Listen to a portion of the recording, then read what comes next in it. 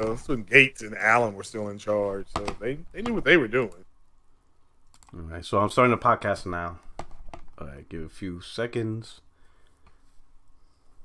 All right.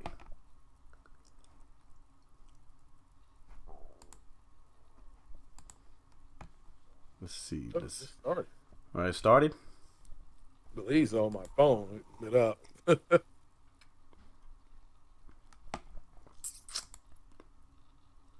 Okay, we good. All right, what's up, chat? Hey, yo! What's going on, my friends, my family, my fellow gamers? We up in here. Another episode. I have no idea what episode it is, but it's another episode of 60 Frames No Lag. Oh, it was a background image. Hold on. It's there you go. All right. Back to our regularly scheduled program. Hey, shout out to everybody. Thank you for joining. We're gonna have a great show today. Of course, we got some panel members showing up little by little. But to kick it off, of course, we got top flight security of the world, Craig Harris. What's going on, my brother? Hey, how's everybody doing out there? Shout out to the panel and to the chat. Hopefully, we have a good one tonight. All right, thank you so much. Looking forward to hearing your thoughts and a lot of craziness from down under. The man who's currently enjoying what you're enjoying right now. Winter? What is it? Is it summer over there? I don't know what season's going on down there. It's like summer right now for you guys. I think it's just the end of summer. It should be just the end of winter for you guys, right? Yeah.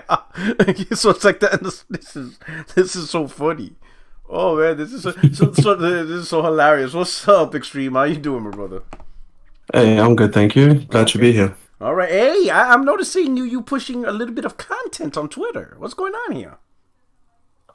Sometimes you just have to express yourself a little bit, and text 180 characters or whatever is not enough. So, yeah. And we have to stop these lies in the community. There's no stopping that. All we can do is ensure that the truth and the facts are out there, and then hopefully people are smart enough to know the difference. Because I think that's the real problem.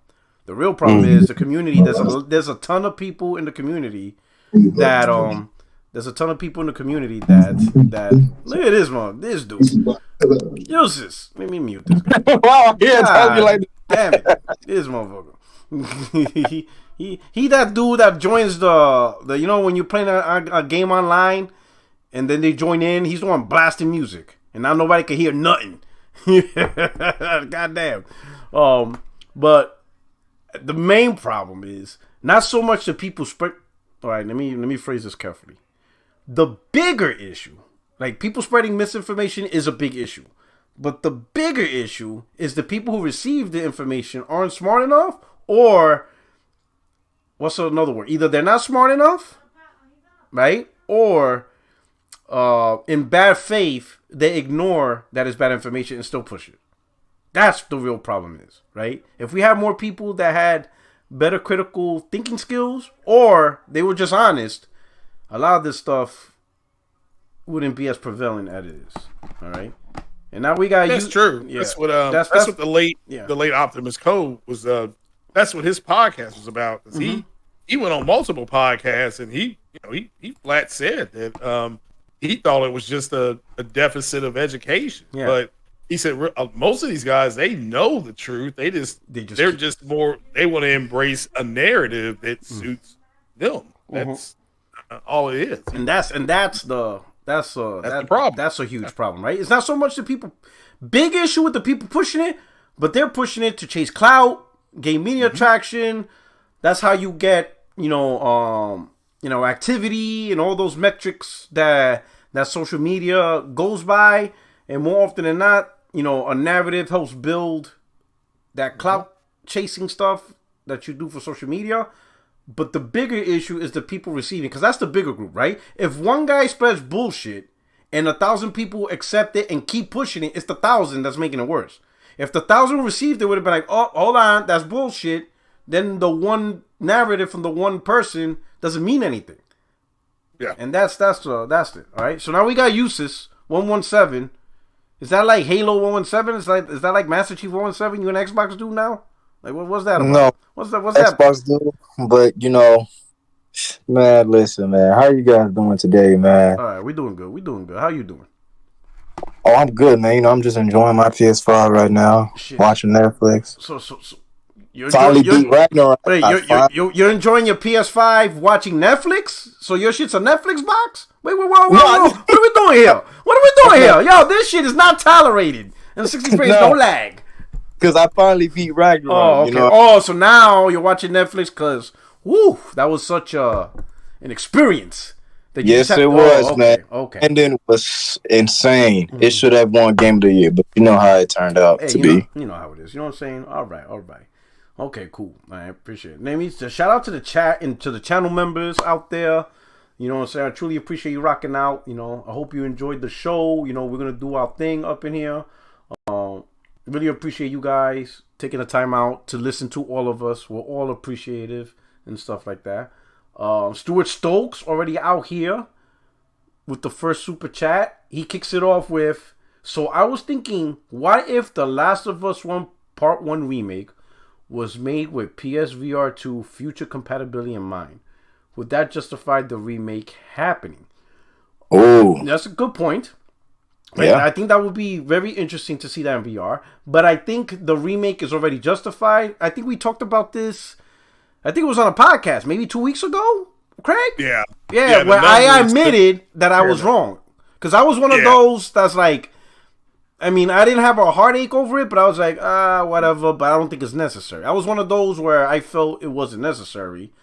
But after the show launched, and how many people, because of the show, you know, when I saw The Last of Us, once again, like in the top of the sales chart, those sales aren't the PS4 remaster.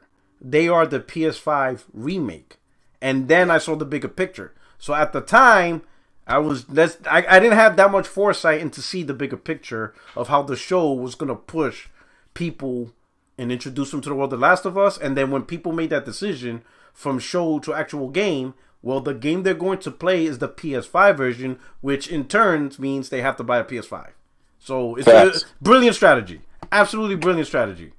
Co-marketing. It was simple co-marketing, and it just goes to show you that Sony has information, like all companies do, that the public doesn't have. So, and people have a right to express their opinions, but like Mitt Romney said, you have a right to your opinions about your own facts. The numbers don't lie, and the fact that they rebuilt it for the PS5 up means that, you know, they may be able to expedite the Last of Us Part 2 remake, you know, for PS5, which is coming.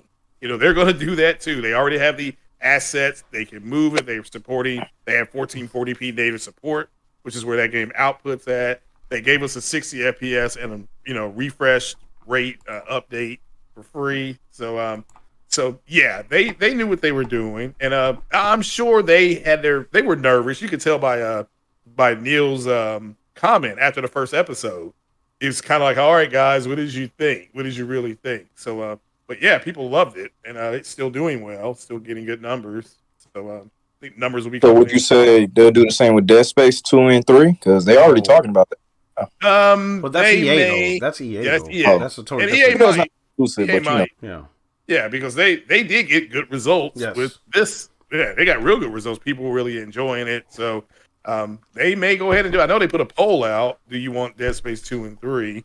It came out a couple, 3 or 4 days ago. So, but yeah, it's just the people don't know what they don't know, and Sony has, you know, way more information than these, you know, idiot fanboys have. And they know what they're doing. And I mean, another point that I want to bring up is that The Last of Us Part 1 Remake is an opportunity to get familiar with the PS5 dev kit and what it is capable of with little risk, because you knew that you were going to get your investment back. So even without the show, just for that reason alone, I was always supportive of it. And also I love The Last of Us, so if you're going to give me a better version of it, like, absolutely. But this could mean that the next games from Naughty Dog are once again pushing the bar because they have had like the trial run. Whereas if you look like, I can't think of the specific games, but like the first games from Naughty Dog on the PS3 compared to like the last one, you see, I think it was Uncharted 2 or Uncharted 3 that was the first on the PlayStation 3 compared to the last one, which was The Last of Us, the first game. And you see that huge jump between what they were able to accomplish. If these like smaller remakes can actually take place of like that practice run, then it's like when a proper game like fully releases and is brand new and we get all of the benefits as if they were at the end of the generation or somewhere towards the middle, I think it's worth it. Okay. That's a good point. I did mention that because technically they have 2 practice runs, right? Because they did the update for Uncharted. What is it? The Legacy of Thieves edition. So that was a good practice run.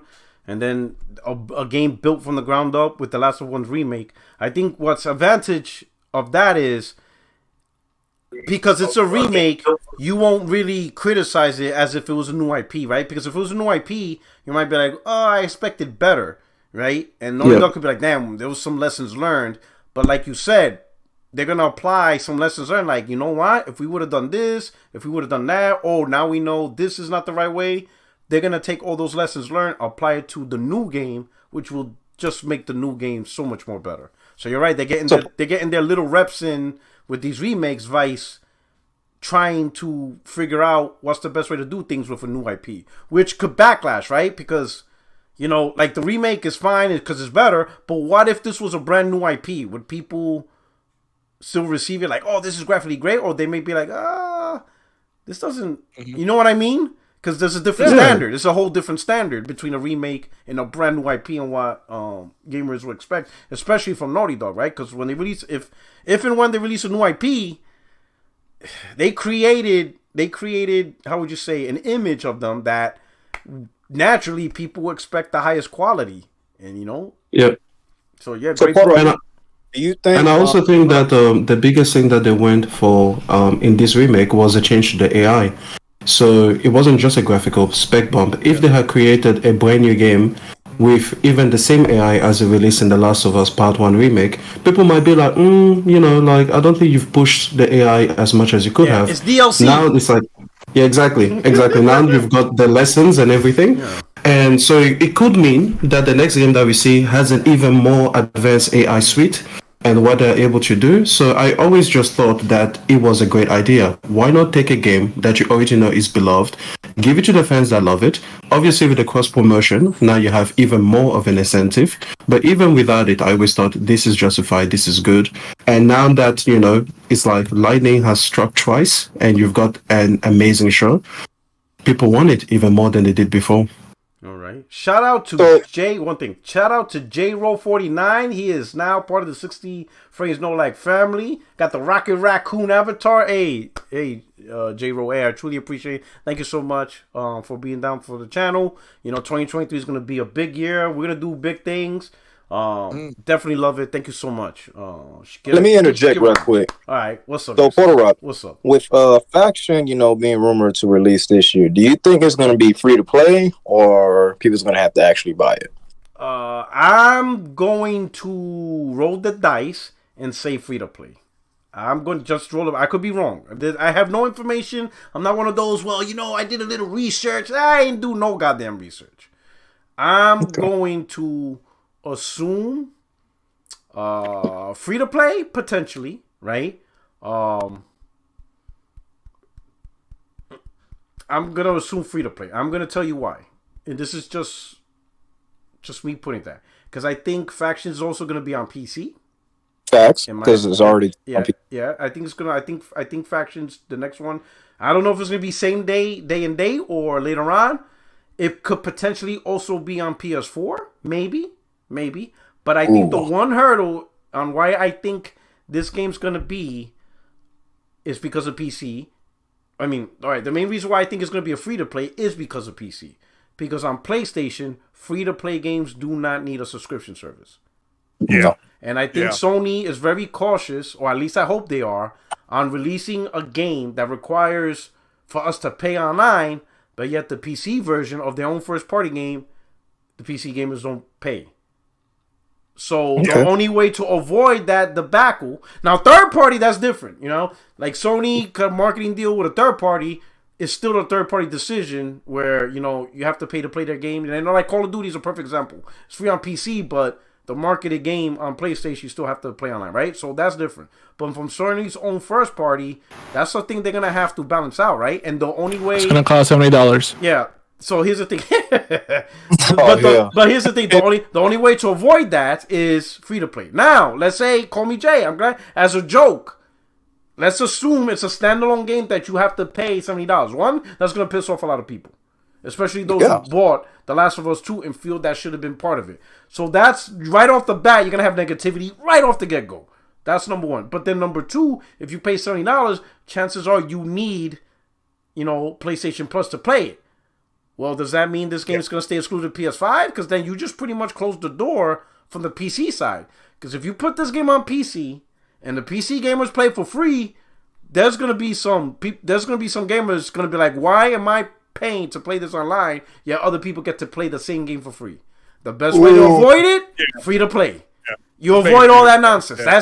It's no longer a discussion. Hell, if it's free to play, people won't even care if it's day one PC, same day. They're not even going to care about that. That's the As best a PC way. Gamer, I'm concerned for them being free to play because of hackers. Oh, shit. Well, I hope it doesn't get ruined because of that. Yeah, you just turn off the crossplay. Sony will do that. That too. I agree. Yeah. That too. That's what I'm going to do. I'm turning off PC crossplay. That's a great option to have. Yeah. Turn off PC. Let the PC cheat among themselves. And that's it. You screw in your own community. Yeah, you can mod it, you can cheat, but you're going to screw yourselves. Yeah, you'll ruin your own experiences. So, good question. In the long run. So. I mean, I think that it makes a lot of sense for free to play. I hope that it is a paid game though, and I hope that if they want to get around that issue you mentioned, that they just put it in PlayStation Plus Extra, and then it means that the people on PlayStation will have an avenue to get it without necessarily feeling like they've been cheated. And hopefully it also, stops things on the PC side where, once you ban an account, they'll have to pay an extra, I don't know, $30, $70, whatever, in order to come back into the fray. So that's what I would hope. And I also just prefer paying for games up front. That's just me. I just let me just give you the money. Well, here's the thing though. With factions, it's going to be a gas game. I mean, that's the really only way it's going to survive. So even if you did pay $70, it's still going to have to provide seasons, factions pass, zombie pass, whatever. They're still going to come up with it. That's the reason why they got Bungie. Yeah, I played the first one, and because it was attached to a paid product, I felt like it gave you a lot as the base. Yeah. So that's one of those games where I was like, you know what? I am perfectly fine with what I have included in the package. So I think that's what I'm looking for. I'm looking for a game that gives me so much already built in that I don't feel that the monetization elements are atrocious. But that's how I'd rather pay for it. The first one though was associated with a single player game. So when you bought it, you didn't buy a standalone multiplayer, you bought a complete package game, which included single player.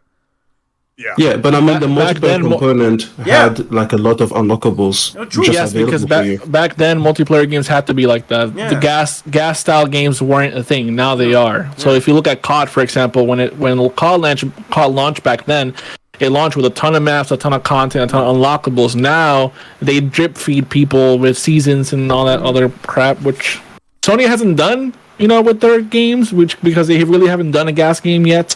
But hopefully they keep the same mentality where we're going to start off strong and then slowly keep giving them content. But at the base, it will have a lot of content. I think they're going to go with the Bungie direction. So however we feel Bungie is, that's how they're going to model their system in some way. They're just going to replicate what Bungie does because they're the ones that actually do it the best.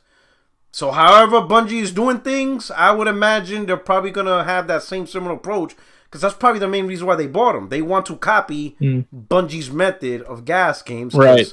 They have the Midas touch. I mean, I think Lightfall just came out, and it's already like hitting a record, concurrent players, whatever. It broke records on Steam. So it might as well break records on PlayStation 2. Bungie's like, toodles, they got the magic. Whatever Bungie's doing, think about it. Them dudes don't miss. They control Halo when it was actually good and considered one of the phenoms of gaming.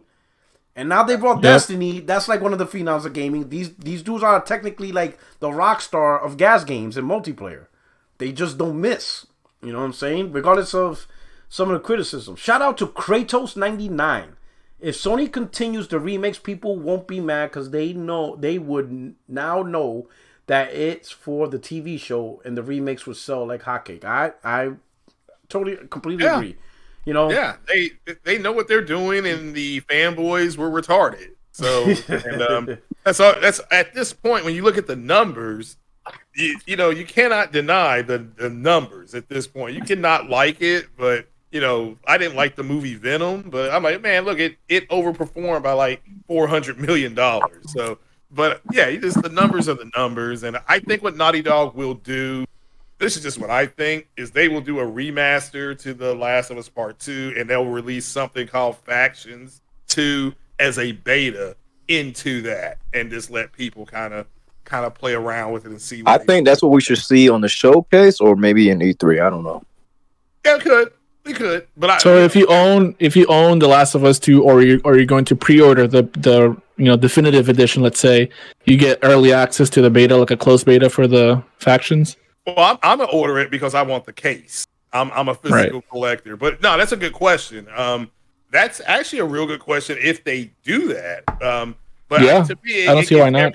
It gets everybody, and it gets the PlayStation people the access first, so that they don't cry and wet their pants. And it charges, it could charge people. They could say if you already have it, you have to pay for the upgrade path. It could be something that simple. And but I mean, Porter Rock brought up Bungie. You got to remember that Sony owns Bungie, but Bungie gave Sony the alpha to the original Halo. Well, not Halo, the original Destiny. Yeah, you had an alpha. People were like, who's going to play that? And a lot of people played it. And then the fun fact about that is that actually Sony and Bungie were working together even before the PS4 came out on Destiny, and Bungie was telling them this is what you need to do with the controller and with the system to have a good next gen console. These are things I think developers talked about way back, but it's an interesting fact that now they acquired them, whereas before they've been working together for years. I remember when they bought them, people screamed, "Oh, that's not enough. They need to do no." That they did exactly what they needed to do to get them to take over, because Bungie is running all the gas stuff, and so everybody's copying them. Yeah, everybody's copying. That's what's happening. So the only big thing that they didn't do was like the Battle Pass, which was Fortnite, and Fortnite was also working closely with PlayStation because it came out on PlayStation first. Correct. Yeah, and it was free to play. So it still is. So, but no, I just think that's a pathway that people could look at if you start hearing about. Because my understanding is they are doing a Last of Us 2 remaster. So if that gets done, then you could almost say, well, maybe they'll put Factions in there as a beta, to just to cure people, let people see kind of what they're going to be working with. And it may not come out that same time. It may be a separate release, but I think Porter Rock's right. The PS4, that even if they have to do 1080p 60 with it, they may go ahead and give them access to the beta as well. It'll run on PS4 because they're really going to be using the engine that they currently have, which is the one on The Last of Us 1 Part 1. So that runs on PS4, and with Uncharted, they did the same thing. Uncharted 4 ran at 30 FPS, 1080p, but it had like 900p or something like that, 60 on multiplayer. So they could just do that. Yep. They'll figure it out. Yeah, so we'll see. Yeah, we'll find out here, I believe, soon. Okay. All right, so let's go. They got to keep the momentum from the TV show, like you guys were talking about. They want to keep that momentum going forward, keep people talking about it, and push people into going to see this Gran Turismo movie that comes out in the end of the year. All right. Hey, so we're gonna get on to the first topic, but right before we do, I want to say shout out to the chat. I'm glad there's over 200 people rocking out with us, 230 about. If you don't mind, if you're enjoying the show, hit the like button. Get this video out, get it trending. Also, if you don't mind, retweet it out or spread it out among your favorite social media platforms and get the people up in here and join the convo. So we're gonna start out with the first one with Call of Duty. So Sony, trying to go out there telling the European Union that Call of Duty is a big part. The revenue they get from Call of Duty is a big part of funding, PlayStation first party games. And that this deal could have detriment to how they operate or whatever in terms of future planning for big first party AAA titles. Now, obviously, we all know Sony's doing whatever they got to do with, to prevent Microsoft from acquiring Activision Blizzard. But to me, I think they're using, how can you put it when you use a truth, but you're not really using the truth in the right way? I know there's a term for that. What I mean by that is, are they technically right in saying that Call of Duty funds first-party games? Yes, they are right. But so is Fortnite. So is Madden. So is 2K. Like, any money they generate in profit is part of their first-party development. The money they make off of their controllers, that also helps funds first-party games, It's not like, hey, the money we make from controllers, oh yeah, that has nothing to do with game development. That's just, all revenue leads to multiple things. It leads to the future design. Hell, the money they made off of Call of Duty for the last 15 years helped fund development of the PS4 and the PS5. So you see what I'm saying?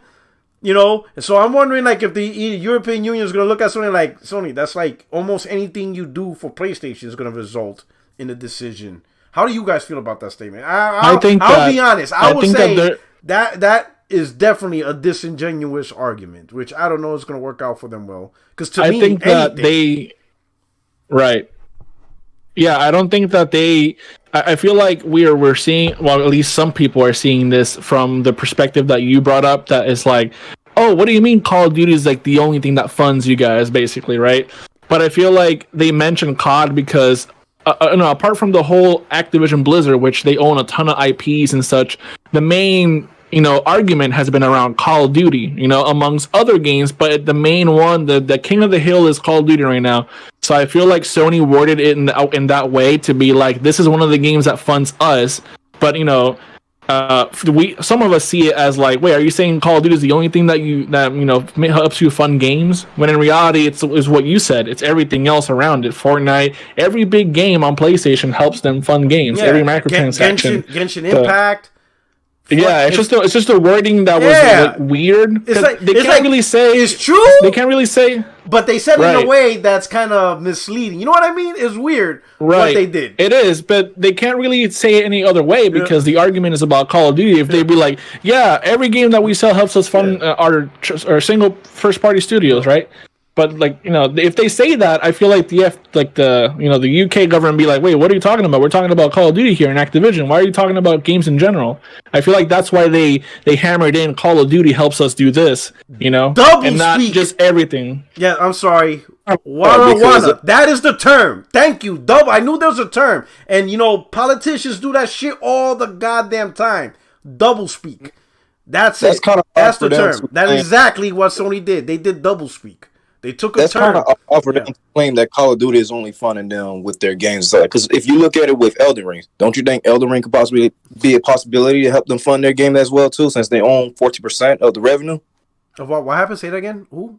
Oh man, I was saying how that seems kind of odd for them to think that Call of Duty is helping them fund with their games and stuff like that. Because look with Elden Ring, don't Sony own 40% of it? No, you're talking about investment from software. I think correct me if I'm wrong. It's like 20%, 19%. I think it's in the teams. Yeah, it's in the teams. So there's other ways that they can increase it. They can increase it. Yeah. Oh shit!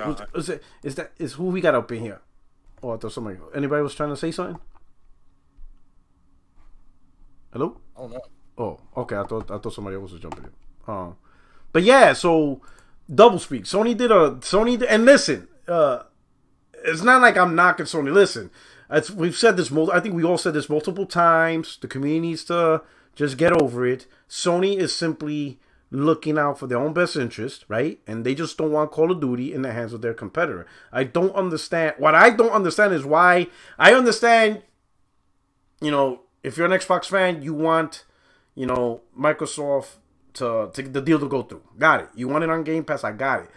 But why they are so confused at Sony doing what they're doing? Sony's looking out for their own self-interest. Plain and simple. They don't. Somebody actually tried to argue that Sony, with me on Twitter, literally, that Sony trying to block the deal is actually making things worse for them.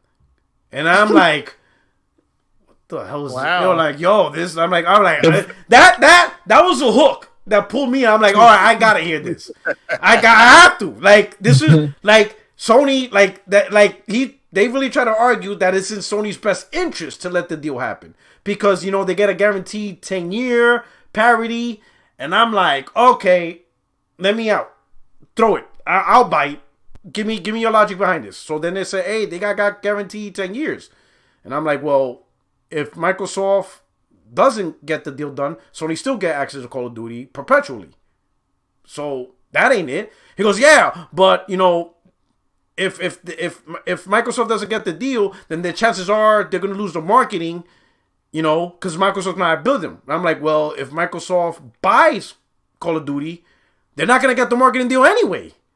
It's a loss. So, like, I still don't see how this is worse. Sony sees it as, they got a big IP. They make a lot of money. They don't want it in the hands of their competitor. They don't want to go to their competitor, even if it's 10 years from now. Like, right now, they got a 10-year deal. Cool. But on the 11th year, guess what Sony's got to do? Sony's got to bend the knee. They don't want to do that. They don't want to bend the knee on the 11th year. And keep in mind, we're talking about a game that really got popular. It's actually older than 2007, but 2007, when the Call of Duty Modern Warfare launched, that's when it really blew up. That's 2007. We're in 2023. That's like what? 16 years ago? 2 decades. 16 years ago. Sony, on the 11th year, do not want to have a conversation about Microsoft on this game, because Microsoft could literally go 95-5 split. We get 95% of the process. Take it or leave it. Man, listen. Phil think that Jim Ryan's an idiot, man. Ain't gonna happen. But you see what I'm saying? Microsoft on the 11th year, it's like, hey, we're still gonna put Call of Duty, but we want 95% of the profit.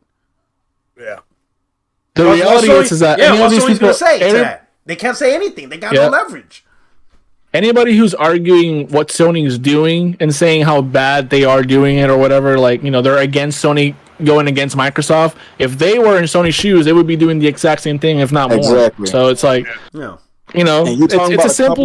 You're talking about a company that's been there longer than Microsoft, Xbox. Yeah. Shout out to Mark, channel member. He says, P-Rock, you think Sony are making a COD alternative as a backup options if things go south? Sony's making a lot of alternatives when it comes to multiplayer. They're all in. They said 10. So they're all in, Mark. They're all in. You're going to see a ton of multiplayers. Hopefully, they're not wasting. Hopefully, we don't get our own versions of Bleeding Edge and Grounded. Like, oh my God, please, please have some, at least, they could be unique, but at least quality, like the same way they want quality single player games. Hopefully, they have that same attitude, and we don't get no Bleeding Edge or Crackdown 3s on the PlayStation side. That would be trash. Literally all they have to do is take the dead multiplayer IPs that they had on PS3 that died, not because it wasn't popular, but because the PSN went down for fucking months and nobody wanted to play afterwards. Revive them, remake them, and they're gonna blow up. There's no Mag out there. There's no Starhawk. There's no Circle Confrontation. There's nothing like that. There's no Motor Storm. Like, just bring those games back. They're gonna blow up. Some of those games, they were coming out the wrong gen and on the wrong platform. Because PS3 was just not when it came to multiplayer, you got what you got. It was, what I'm saying? It wasn't as fully functional as it is now. Now I think those games, if they were to come out now, they would have better life, better success, especially Mag. PlayStation Home. Mag. That would blow the hell up. Listen, that's the with VR. That's pedophile shit right there. That's the pedo grounds. Let's leave that alone. Let's keep that closed, man. Let's keep that home. That shit started getting weird. I'm like, wait a minute. I'm out, dog. I was like, but on seriousness, imagine Mag with the performance of PS5, the mature network that PlayStation established. I think that game would be much more successful now than it did when it launched on the PS3. It was a game ahead of its time. Free to play. And free to play. And then you have 3 distinct, clans. You had the corporate guys, you had the normal traditional military, and then you had the grunge guys. So all that cosmetic shit would have went through the roof. All those weird cosmetics and designs, that game would have just been crazy because you would have all the corporate, paramilitary cosmetics, the traditional military cosmetics, and then the grunge backyard BS. It would have been it would have been crazy and stuff like that. So now let me ask you this: how you guys are feeling with Sony? How do you, from your perspective? And I know we have very little education on this.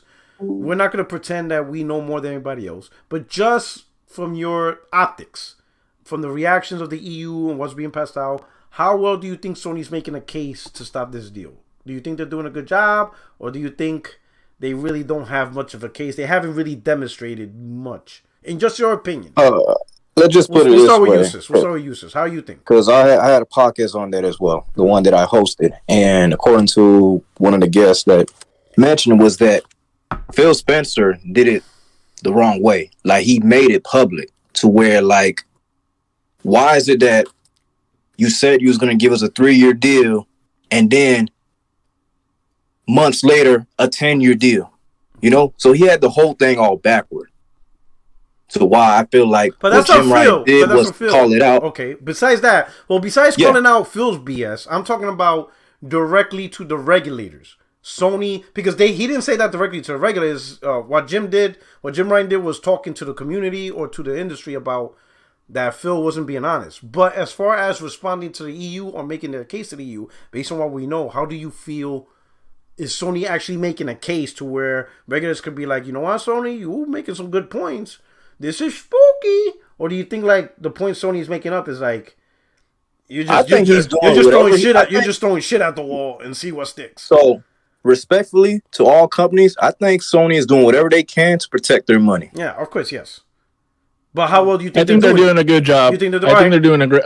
What do you think? Yeah, I don't know fully what's going on, obviously, because I'm not there. But like, I wouldn't be surprised if they have literally just like argued every argument that Microsoft has come up with, saying how PlayStation is so much bigger than they are, how they don't have as much exclusives, how this is for competition, where Sony can easily just, break those arguments down by saying, hey, we're more popular because we actually make games, there's more market share on our side because we just make more games, and taking this deal from being a third-party publisher to a first-party publisher now into your company will mean that Call of Duty will be lessened on the competitor's platform, which is PlayStation. It'll be, you can play on your phone, it's fine, and on the Switch it's okay, but like the biggest market, for this game's success, which is PlayStation, would be a lot less, So I feel like they're doing a good job, way better than Microsoft is, of course, by making stuff public way too early. But yeah, that's just my opinion. All right. First, I want to say shout out to J Roll with the $1 super chat. He's just out there hooking it up, and he gifted a membership. So appreciate that, J Roll. Thank you so much for rocking out. Really appreciate it. Oh, I think it was Carol Anchor. You got the gift. Oh, everybody, sound the alarm. Oh shit. So hey, I truly appreciate that. Shout out to J Roll. Shout out to him. Gifted Carol Anchor with a membership. Truly appreciate that. Thank you so much. Got another super chat. Hey, first Mark Willis says, P-Rock, thanks for the answer. No doubt, my brother. You know what I'm saying? Shout out to Mark. Mark, just to give you a little thing, Mark was like, remember how I joke about I only had like 7 people watching my Dog Shit podcast? Mark is one of them. No lie. He's one of the 7.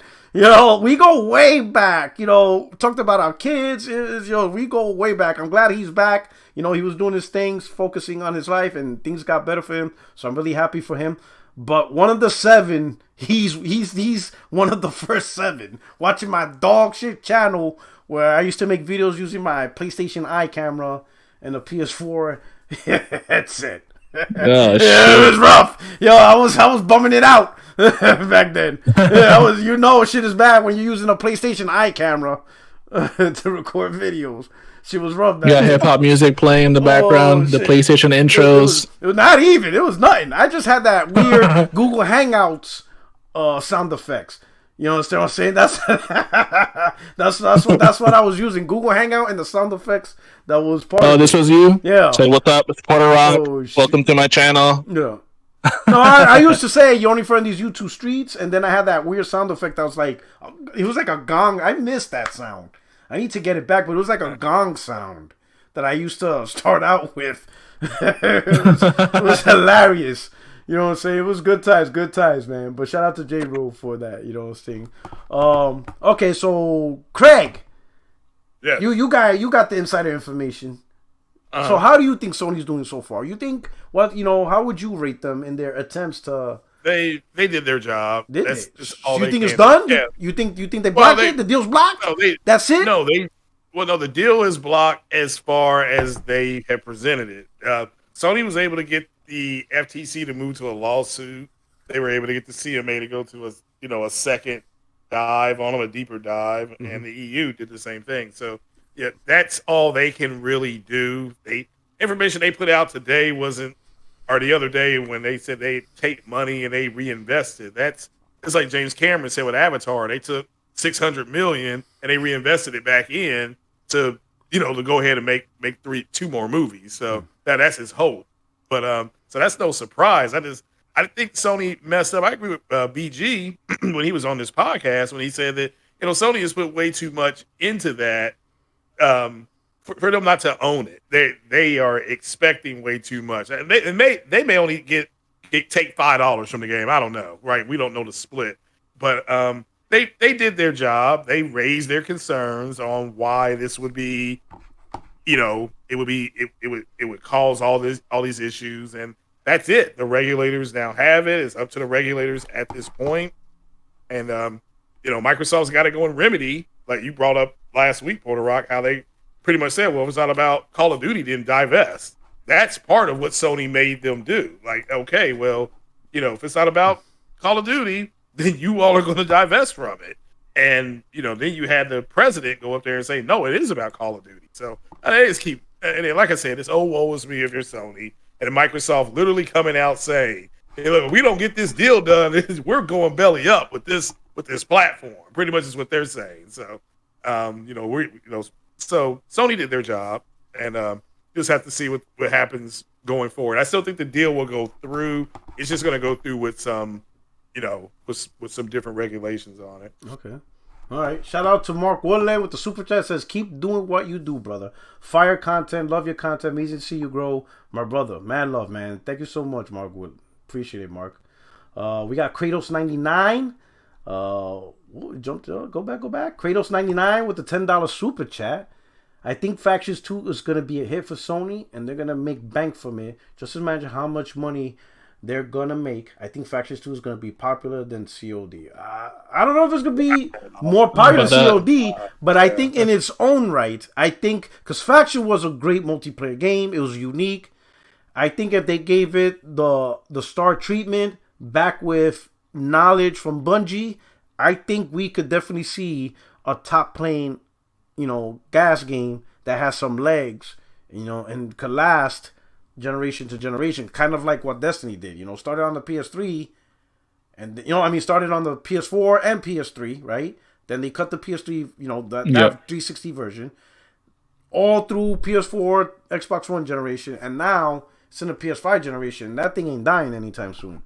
So I do think that Faction is going to be unique enough to really gain a crowd that says finally a fresh take on gas multiplayer, and and if they're all in, I do agree, Kratos. This thing's going to be very popular. When we're thinking about Factions, we're thinking about how it was on The Last of Us on the first game. Yeah. So there's definitely going to be a lot more to do in the game.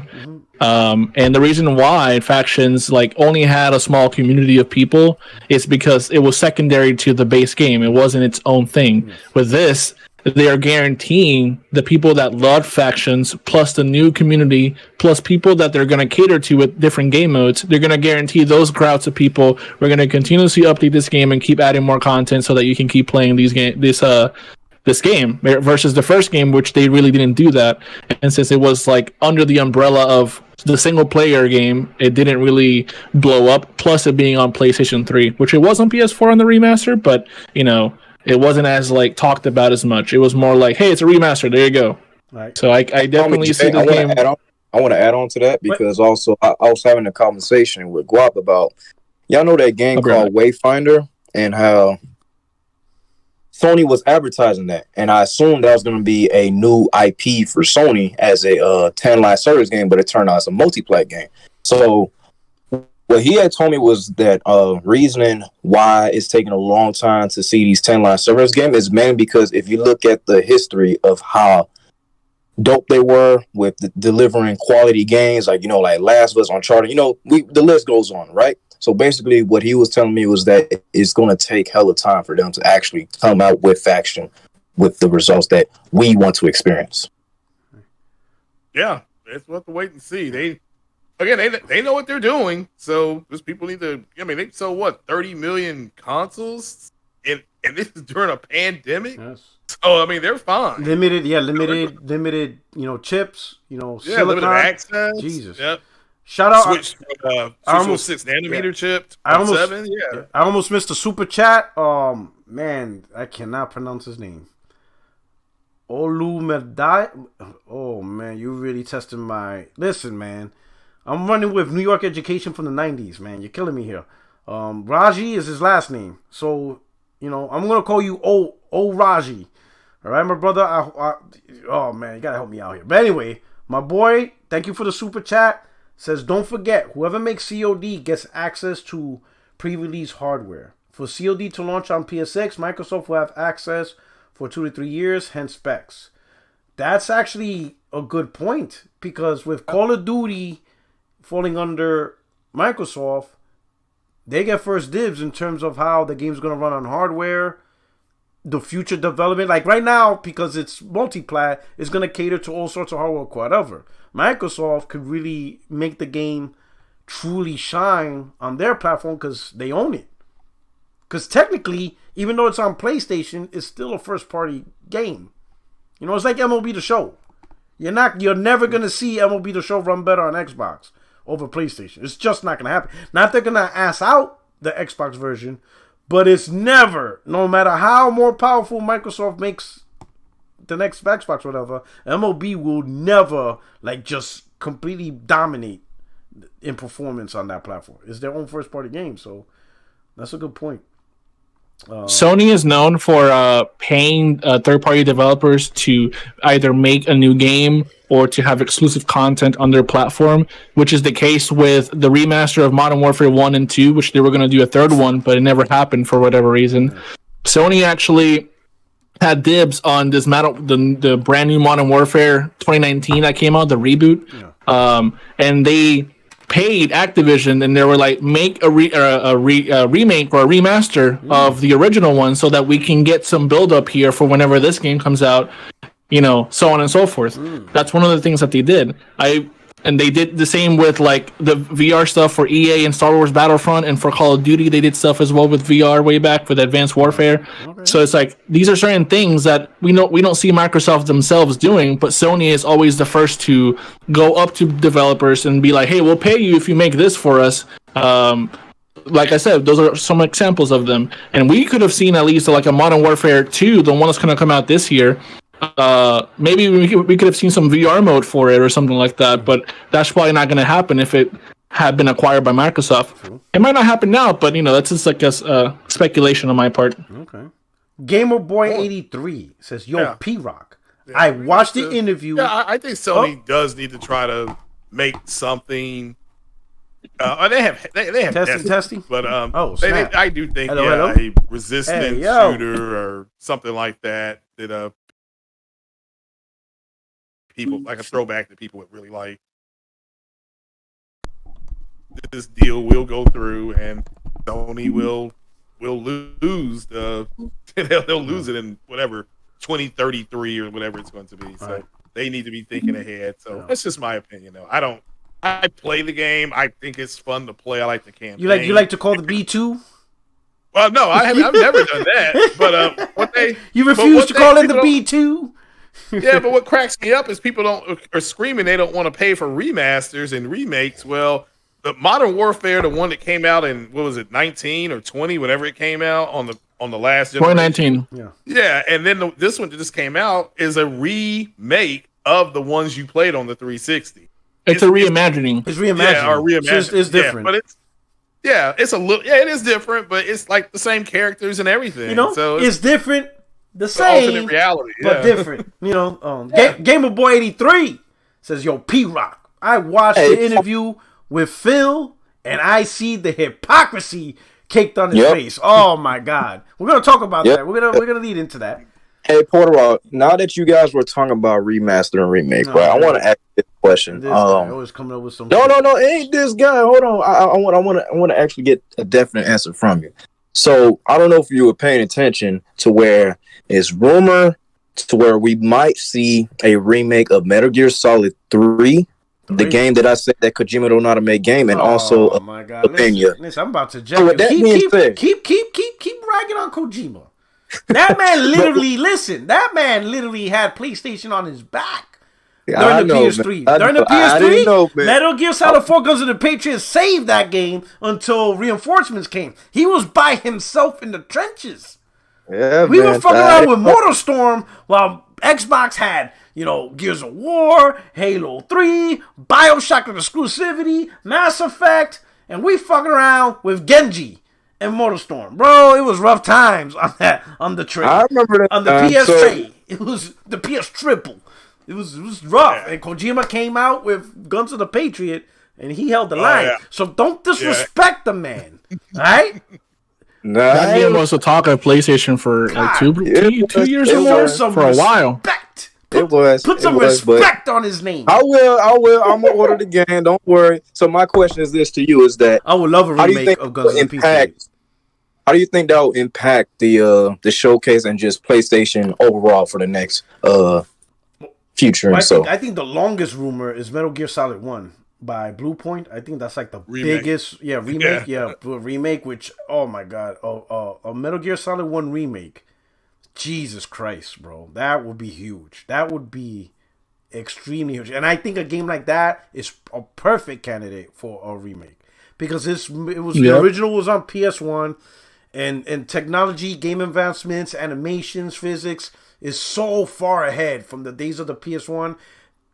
Even though it's a remake, it's gonna really feel like a brand new game, even more so than what The Last of Us. Is Psycho on that first game? Psycho Mantis? Yeah, Psycho Mantis. Oh my God, that game would just be. Can you imagine if Psycho's like, you can't shoot me now, and the trigger like tenses up, you can't press the trigger. Like, you ain't got no memory card now, bitch. Yeah. I mean, like, oh snap. They could do so much more. Sniper. Oh man, it would be incredible. It would just be incredible. In VR, if they put it in VR, like the little motor that's on the forehead of the headset, like he gets behind you and like that rumbles and like he's behind you. Yo, that would be crazy. Yeah. There's some crazy. So there's so much they could do. And we're gonna talk about the showcase. We're gonna talk about that towards the end, Yusuf. That's part of the topic. So I think the answer to your question is better aligned. My fault. No problem. Wild Wolf was like, enjoying your Batman t-shirt. Suicide Squad was showing what the F. Rocksteady thinking. Listen, I tried to warn ya about. Oh shit! I got the receipts. I said this from the very first showing in August 2020. I'm like, hey, yo, like, this is what Rocksteady trying to do, and everybody accosted me. Listen, I'm your only friend in these YouTube streets. I'm looking out for you. If I don't do it, who is? Now, 3 years later, everybody's like, oh, this is terrible, whatever. I'm like, bro, I told you that 2 years ago. Y'all really need to, you got to trust me on this. I'm for you guys. Listen, help me help you. All right? I told you that Suicide Squad shit don't look right. That shit did not. Listen, I shined a flashlight. I'm like, yo, did the developers of Rocksteady get fired? Like, who's this new crew? Like, yo, I told ya. A lot of people did not like that show, and I'm like, I told you. I smelt it. You know what I'm saying? I smelt it. All right. Shout out. All right. So let's talk about the next topic. Unless anybody has anything more to Call of Duty, let's talk about this one, man. It's the web of lies just keeps on. Yo, I never seen a topic have such a chokehold. But once again, PlayStation 5 continues to outperform the Xbox Series X in 2023. Listen, the tools ain't coming, bro. Like, bro, cut that. Yo, this shit is crazy. Look at the nonsense now they're saying. Because now they can't even say the marketing deal. Because they tried to use that. They tried to say, hey, yo, it's the marketing deal. They even, homeboy, right? L-Batch, You know what I'm saying? My man Elbatch, like your lying eyes. He even tried to say that's even impacting PC because the PC's ports are even bad. I'm like, wow, bro. And then guess what? Yeah, it's bad. Atomic Heart comes out, a game that is not only not marketed by PlayStation, by Xbox, and is day one on Game Pass, and that version is better on the PS5. So now the new mantra is, devs don't have the time. They're just not allowed the time. I'm like, oh my god. Now it's time. No time. You know, for the Xbox version, you got it. I think you're buffering. Am I buffering? For is it? Yeah, here we go. Microsoft and their Windows. Phil Spencer. God damn it. You're buffering. Am I buffering? God damn it. It's Phil. Microsoft. Now I'm in my soapbox. Microsoft out here. You need the tools, bro. You need the tools on that PC. Now, right? How convenient. Phil Spencer's like, hit the button. You know, talking of the Azure server, hit the button. Slow this dude down, right? But now, apparently Microsoft don't have time. So apparently they don't have. That's the new thing. Oh, they're not giving Xbox the time. Now it's time. Like, hey, yo, now it's time? Like apparently they only give Microsoft 10 minutes for game development, but PlayStation got all the... Man, shut your shit up. Man, Xbox is just trying to find plenty of excuses, man. It's just ridiculous as a owner of an Xbox console. You know what I'm saying? Like, this is where... So how is it now? Is it still messing up? Yep. Yes, it is. Oh, my God. Yeah, it's still buffering, bro. Bastards. People got to understand the tools have arrived, and they're just not good. It's just not doing what these fanboys said it was going to do, and that inlines the issue. Again, all they had to do was wait on real world performance. I'm pretty sure if I said that I built a time machine, I'm sure, and I want you all to buy it for $3 million. You can be like, oh yeah, you got to at least. Man, definitely, man. What's good, Craig? Jay? Let me see if this works right here. Hey, yeah, you gotta fix it. I'm gonna have to hop off here. What happened? Is your OBS? Yeah. Okay. So now we got it. So not good. Yeah. For some reason, OBS wasn't feeding YouTube. So the stream health was no, but now it's excellent. So we back in business. Give it a minute to buffer. So now we back in business. Phil ain't stopping this train. All right. Now you're talking. All right. And now everybody's saying we back. Where were we? Yeah, we are. We're back up. There we go. Damn, you saved the stream? That's crazy. What happened? Yeah, I know, right? Bro, I've never seen a stream go like cold and then get saved like that. That's crazy. He's like, you know what I'm saying? We back. Hey, you know, I had to take a shit. That's really what happened. I'm blaming. you know what I'm saying? Oh, you got it? Yeah. Nice. So we back in business, everybody. We back. Mm-hmm. So we got Blaze. So Blaze had to check up on me because he was about to roll up on Microsoft. He's like, hey, yo, you ain't messing with my boy Porter Rock. Let the man. He's like, yo, let the man cook. He's like, yo, let the man cook. And you was cooking too, bro. You was cooking. All right, so I know you did a super chat, Blaze. Thank you so much, man. You know what I'm saying? Yeah. My brother Blaze, you know, Sony baby. You know what I'm saying? Right. You know, but he will not tolerate Vita slander though. That is absolutely not. That is unacceptable. The Vita keeps getting better and better, dude. Now people are managing to put Android games on it. You can play Android games on the Vita. Jesus Christ. Oh, it's crazy. Yeah. Dudes are still. They unlocked that too. I mean, what else are you gonna do? It has no games. No, I'm playing. No, I'm playing. He knows the story. My man played a video. Blaze is like, yo, I'm tired of Porter Rock. Vita got no games. Yo, he busted out like 100 games, all physical. I'm like, oh shit. I guess Vita does have games. So that's like, the first time I met Porter Rock. Yeah. Running his mouth about the Vita. That's the first he's like, you got no games? These aren't games? Yo, he's like putting game after game. I even got Call of Duty. Everybody loves Call of Duty. I was like, oh shit. That was lit, bro. No, but that's when I realized, yo, Blaze, this dude's a PlayStation gamer. Ain't nobody fucking with him, bro. That's one of the thing I knew. I'm like, never test this man's, capability of rocking with PlayStation games. So I made that as a mental note. You know, Jay Barry been on my ass. Oh, Blaze, that PC talk. You've been doing too much of that PC. You know what I mean? That's why your VR came late. You see, because Sony been seeing your attitude with the PC shit. That's why your VR showed up 2 days later. I'm like, wow, you're right. He's like, I'm gonna kick your shins. My man said, all right. So anyway, so let me cook. All right. So, and I'm glad Blaze here because you seen the bullshit too. The immense bullshit. Now all of a sudden Xbox got no time. So here's my this is what trips me the fuck out, right? Because we saw 2020. Blaze, you saw the bullshit. Like there's some of us who saw the insanity. Like literally from the start of New Year's, January 1st, 2020, to all the way up to the final moments before release, we heard nothing but bullshit about PlayStation 5 overheating, could barely run games at 1440p, most likely PlayStation is going to be stuck at 30 frames, that Gollum moron saying that apparently behind the scenes, Resident Evil 8, they can only get it to run at 1080p, right? That C. Granell, indie developer that worked with Sony on the PlayStation 2 55 years ago, apparently his connections are telling them that the best they can do is 1440p. But hey, the games are still going to be great, so don't be a fanboy and be mad at the facts. All that shit, nothing but month after month after month of things are going great for Xbox.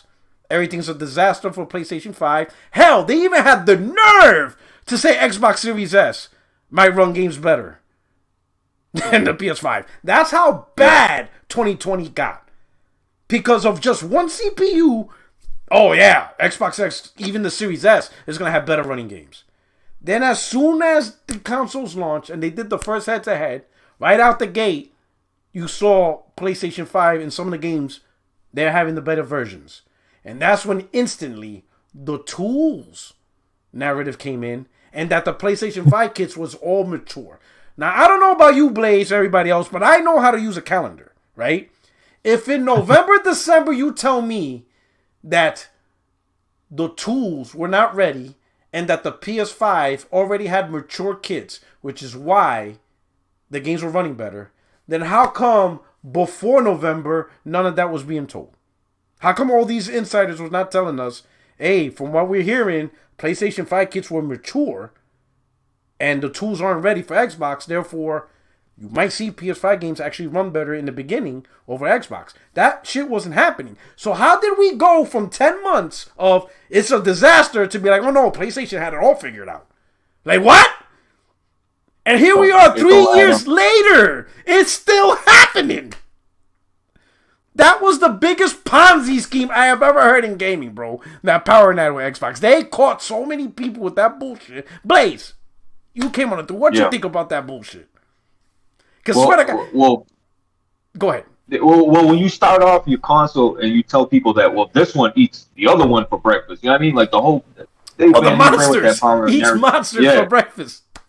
And that's all they kept doing because they knew they had to lean on the power narrative because they had no other narrative. You know what I mean? Yeah. So, and I was on the show with Cole Eastwood with Game On Disney, shout out to them, whatever. But Cole Eastwood was bringing up shaders. I said, all right, so Cole, say they're not using these shaders. Say they're just both using regular shaders, right? I mean, you still got more teraflops. Why is the PS5 still outperforming? They made the whole narrative that if Sony's got the marketing rights to Harry Potter, that's the reason why it's running better because they threw money at it. But then Atomic Heart came out. Okay, so what about Atomic? Yeah, and what about exactly Game Pass, Atomic? That narrative it killed the whole narrative.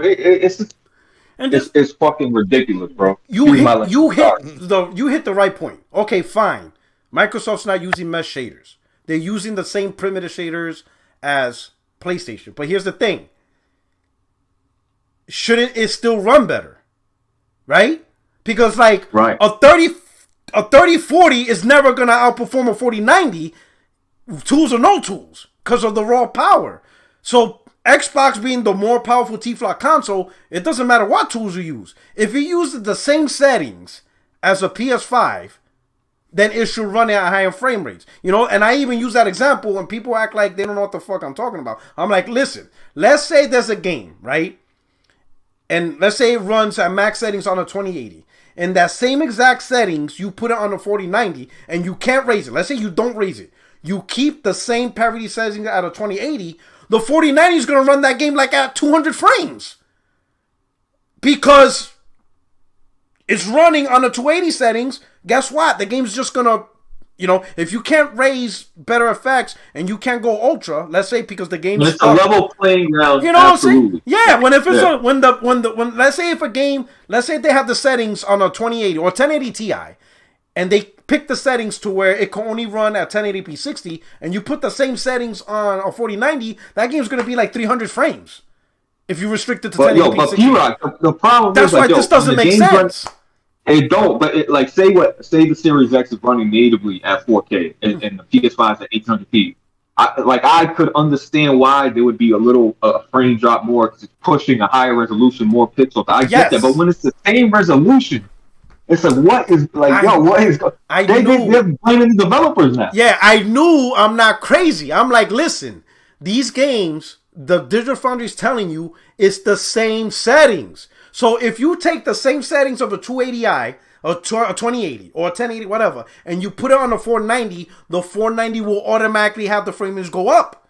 Because you're not increasing the fidelity. It's just going to run it at higher... So how do you get the same settings and it runs worse? That's the developer's fault? Like, because they didn't use mesh shaders? Like, and you know shit. But you know what? Like, Xbox is delving in too much, man. That's all I got to say. That's a fact. No, that's exactly right. But you know what? The PlayStation's the lead platform. It's the best. You know what I mean? Like, they should be putting more optimization to that console. I know that's going to sound crazy, but they really should. Yeah. It's the lead platform. They got to make sure more people are going to play Harry Potter, as an example, on the PS5 than any other console. Facts. So it should be optimized the best. Really. If you want my honest opinion. Yeah, facts. Shout out to JRO49. Good job, P-Rock. Right? This is what I'm going to pay, rest in peace, Optimus Cole. Great mentor. I'm so glad I was privileged to meet him in this community, right? Mm-hmm. But in 2020, he tried to tell everybody in the community that, hey, everybody's just taking, paper specs, and they are jumping the chain of processes to get a game running, and they're already determining the end result. Oh, Xbox got this specs, PS5 got this specs. Yep, better versions. And he's like, you guys are ignoring everything in between. He said, number one, how about all the stuff to actually get, the most out of this? How is Microsoft's compilers, their tools? That's a factor. He goes, right? Because some guys, you can have a powerful machine, but the tools, the compilers could suck. There's nothing you can do about that, right? That's one. Two, the developers themselves. He says, he said, Puerto Rock, you could have the best kitchen and the best, the best pans, the best cuts of meat, but I guarantee Gordon Ramsay's going to smoke you with just a fire pit of raw meat and salt and pepper. You don't have his talent to cook. Doesn't matter what all stuff you got. He says there's a lot of developers, because of how long Sony dominated, they know PlayStation programming better than Xbox programming, because for so long that's been the lead console for generations. He says, so people got to think about that. He says, number two, who's the priority? Again, they may not want to waste time on the Xbox version. To them, it's just good enough to get it out the door. And then he said the final part, all this promises on mesh shaders and RDNA 2, he says that's just a sell pitch. He says you don't know how many times he experienced people promising these things are great, but when a developer or programmer actually uses it, they're like, man, this shit ain't worth it. Like, this thing actually sucks. Like, And in my opinion, I think that's happening with mesh shaders. Because there's PC gamers that says that there's PC exclusives and the developers didn't use mesh shaders anyway. So I don't think mesh shaders is really resulting in what people expected it to. I think it was just one of those things that sounded good. But in practice, a lot of developers like, it's not even worth it. You understand what I'm saying? But the games that use those systems don't have the games aren't as big as Microsoft advertised, like at least on the Xbox consoles. So you take a game that has those systems on PC and you turn that on, it looks slightly worse, but the FPS isn't really that high. It's not really that more stable, so it's not worth the visual impact, which is what happened with Dead Space. Yeah, it looked really bad, and they took it off. The difference wasn't really that big in terms of stability or performance, but it just looked terrible. And that's a dark game. Those things work best in dark scenes because it takes those areas that are really dark that you don't really see that well and just turns them down basically. But it still looked bad. So yeah.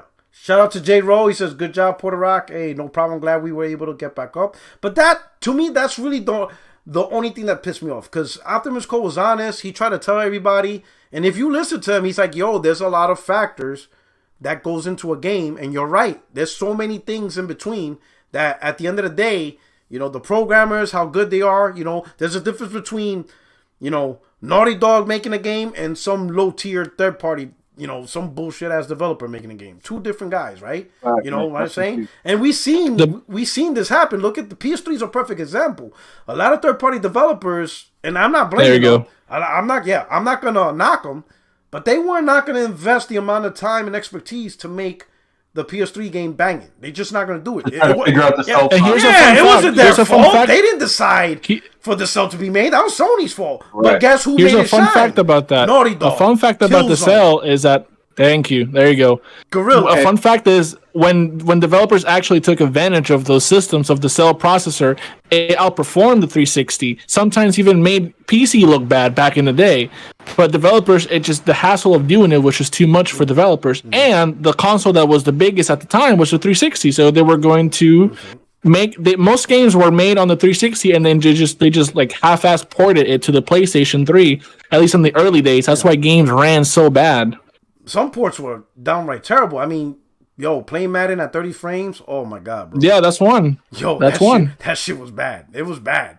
Madden at 30 frames. Hey, like if you look at the 360, like Xbox was maxing out their potentials and graphics and fidelity at Gears 3. Yes. I remember I read an article like they're pushing it to the limit. Yes. But then you seen Uncharted 2, Killzone 2 and 3, like you know what I mean? Like the optimization, they sat there and worked with it. They understood the cell processor to the point where they mastered it.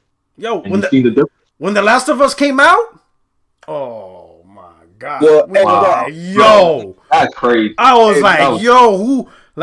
what's up with this game, bro? When I played that, I was like, hey, I'm thinking maybe the cell processor is not a bad idea after all. I was like, this is crazy. This game, but we gotta forget that game was built on a PS3, dog. Yes, like the voice, all the animations, everything that went into that, every little detail like that, bro. That was crazy. That game was ahead of its time, bro. Rock, there's a question I need to ask you. Here goes. Here goes his bullshit. Go ahead. No BS, man. Because since right now, from what I'm seeing, that you guys are comparing the performance with Xbox and PlayStation, right? And we already came to a conclusion that PS5 is outperforming the series consoles, right? So recently, we saw how Hogwarts Legacy was played more on the PlayStation, mainly because of the exclusivity of the Quest that you can play, and that PlayStation already selling over 30 million units, right? So with that being said, knowing that we already have the games that's already in the works of releasing by the end of 2023, what is your projected number of sales by the end of 2023? Do you think it's going to be 40 million plus or 50? Oh, I think they're going to easily be at 40 million because that's only 10 million console sales. They easy gonna. I mean, how many consoles they sold? How many consoles they sold? They sold didn't they sell 5 million in the last 3 months or some shit? Yeah, 10 million. I think it was their biggest quarter. Yeah. They're easily gonna break 40 million this year. Easily. Damn. 45. Yeah, 10 million. That's nothing. You think they'll surpass the PS4? Because the PS4 was a. Oh man, PS4. Oh man, yeah. So I don't know. I know the PS2 is another level, but I'm just saying. Does the PS4 and then the Pro count? Like they're like they combine. So they combine. That's a okay. Then yes, it'll beat the PS4. Because the PS4, if you discount the PS4 Pro, which is not really a PS4, the numbers count. The numbers do count. No, PS4 and PS4 Pro are the same. Yeah, that's what I'm saying. What I'm saying is that like the PS5, I highly doubt there's going to be a PS5 Pro because of how powerful it is right at the gate. It'll be one. You think so? I don't think so. I don't think so. But just imagine. I'm telling you. You think so? There won't be one. There's no reason for it. Okay. All right. No. I'm just saying. I mean, I I don't think so. I don't know. It's kind of hard. The PS4 Pro was mainly. What's up? The PS4 Pro was mainly built to be for VR. Let me ask. That's what Mark Cerny said. So let me say, it was a VR Blaze, machine. Why do you think there's going to be a Pro? Why do you feel that's going to happen?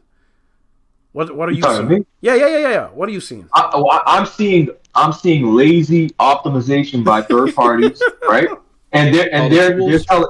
Listen, when you see Gotham Knights unable to reach certain, criteria like that, like these developers are not going to, they're not going to spend the time with. If they're not going to spend the time with it, then clearly they're already pushing it to the limits. They're not going to sit there and optimize it so it runs better. You think they're pushing? I don't think that's what it is. I'm not first party. I'm talking about third party. Yeah, third party. I know. Gotham Knights ran like sorry, I'm eating. Gotham Knights ran like shit on PC too. It had like terrible stutters. Yeah, it wasn't the hardware. It was them making the game. Let me ask you this, Blaze. Are you hoping Sony makes a Pro so that way I think that's what I'm saying. I think you're just hoping that there's a Pro because you're sick of these bullshit third parties coming up with these half-ass fucking games. So you're hoping Sony compensates third parties' inability to truly bring out the best. I think you're hoping a Pro comes out. You know what it is, Puerto Rico? We're 3. What are we? How many years? 2 years? Yeah. Well, yeah. This is gonna be 2023. But the point is, bro. Yeah, it's fresh. It's early, right? You've got games like Horizon Forbidden West that looks fucking ridiculous. But I'm just saying, like, bro, in 5 years, you know what I mean? The tech moves fast, bro. That's all I'm saying. In 5 years, we should be at the PS6. Well, 5 years would be 2028, though. That's next time for the PS6. That's next gen shit right there. Now we talking. But Rob, just think like if I think hold up, like if I think of PS4 Pro, PS5 Pro, I'm thinking 2024 release, the latest. Like you think there's gonna be a new console in 2024? I don't think so. Hell no. I don't think so. We're gonna have a new console. That's I don't think because when you think of mid-gen refresh, Pro was a mid-gen refresh. It came out 3 years.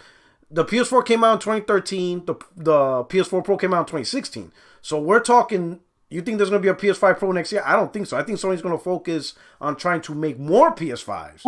Because that motherfucker is still in. Yo, the other day, a dude bought a PS4 Pro because he said he couldn't find a PS5. I'm like, bro, you crazy, bro. Like, hell nah. I told him send that shit back. He's like, yo, but I gotta play these PlayStation games, man. I'm tired of Xbox. I'm like, yo, Xbox got these dudes so desperate. They out here buying PS4 Pros. No. If you don't have a PS4, it ain't that bad. I told him Xbox is not that bad, bro. Send that shit back. You gotta get out of there. Yo, he's gonna hear a jet engine, bro. He boots up that PS4 Pro. Yo, P-Rock, that shit on the is bad. sinking ship. Are you going to like? You're on the sinking ship. You gotta get out. It doesn't matter. Yo, man. that PS4 that Pro makes perfect sense. Yo, you can't even hear the sound. That's just gonna be like, woo. Yo, put on headphones. It doesn't matter, man. Just get away from it. Get away. You need noise canceling headsets with that sucker, bro. Sony sells those too. You saw it. Send that shit back. Do not even create an account. Just be patient. That makes a lot of sense. No, I told him good things come to those who wait. Just wait it out. Hold the line, bro. Get that. P-Rock, you're speaking from a position of luxury. You've already had the best. No, man. Like you know how good it is. Imagine if you were starving that way and you just keep saying all of these games walk by you. Blaze bought like 10. He bought like 10 PS4 Pros.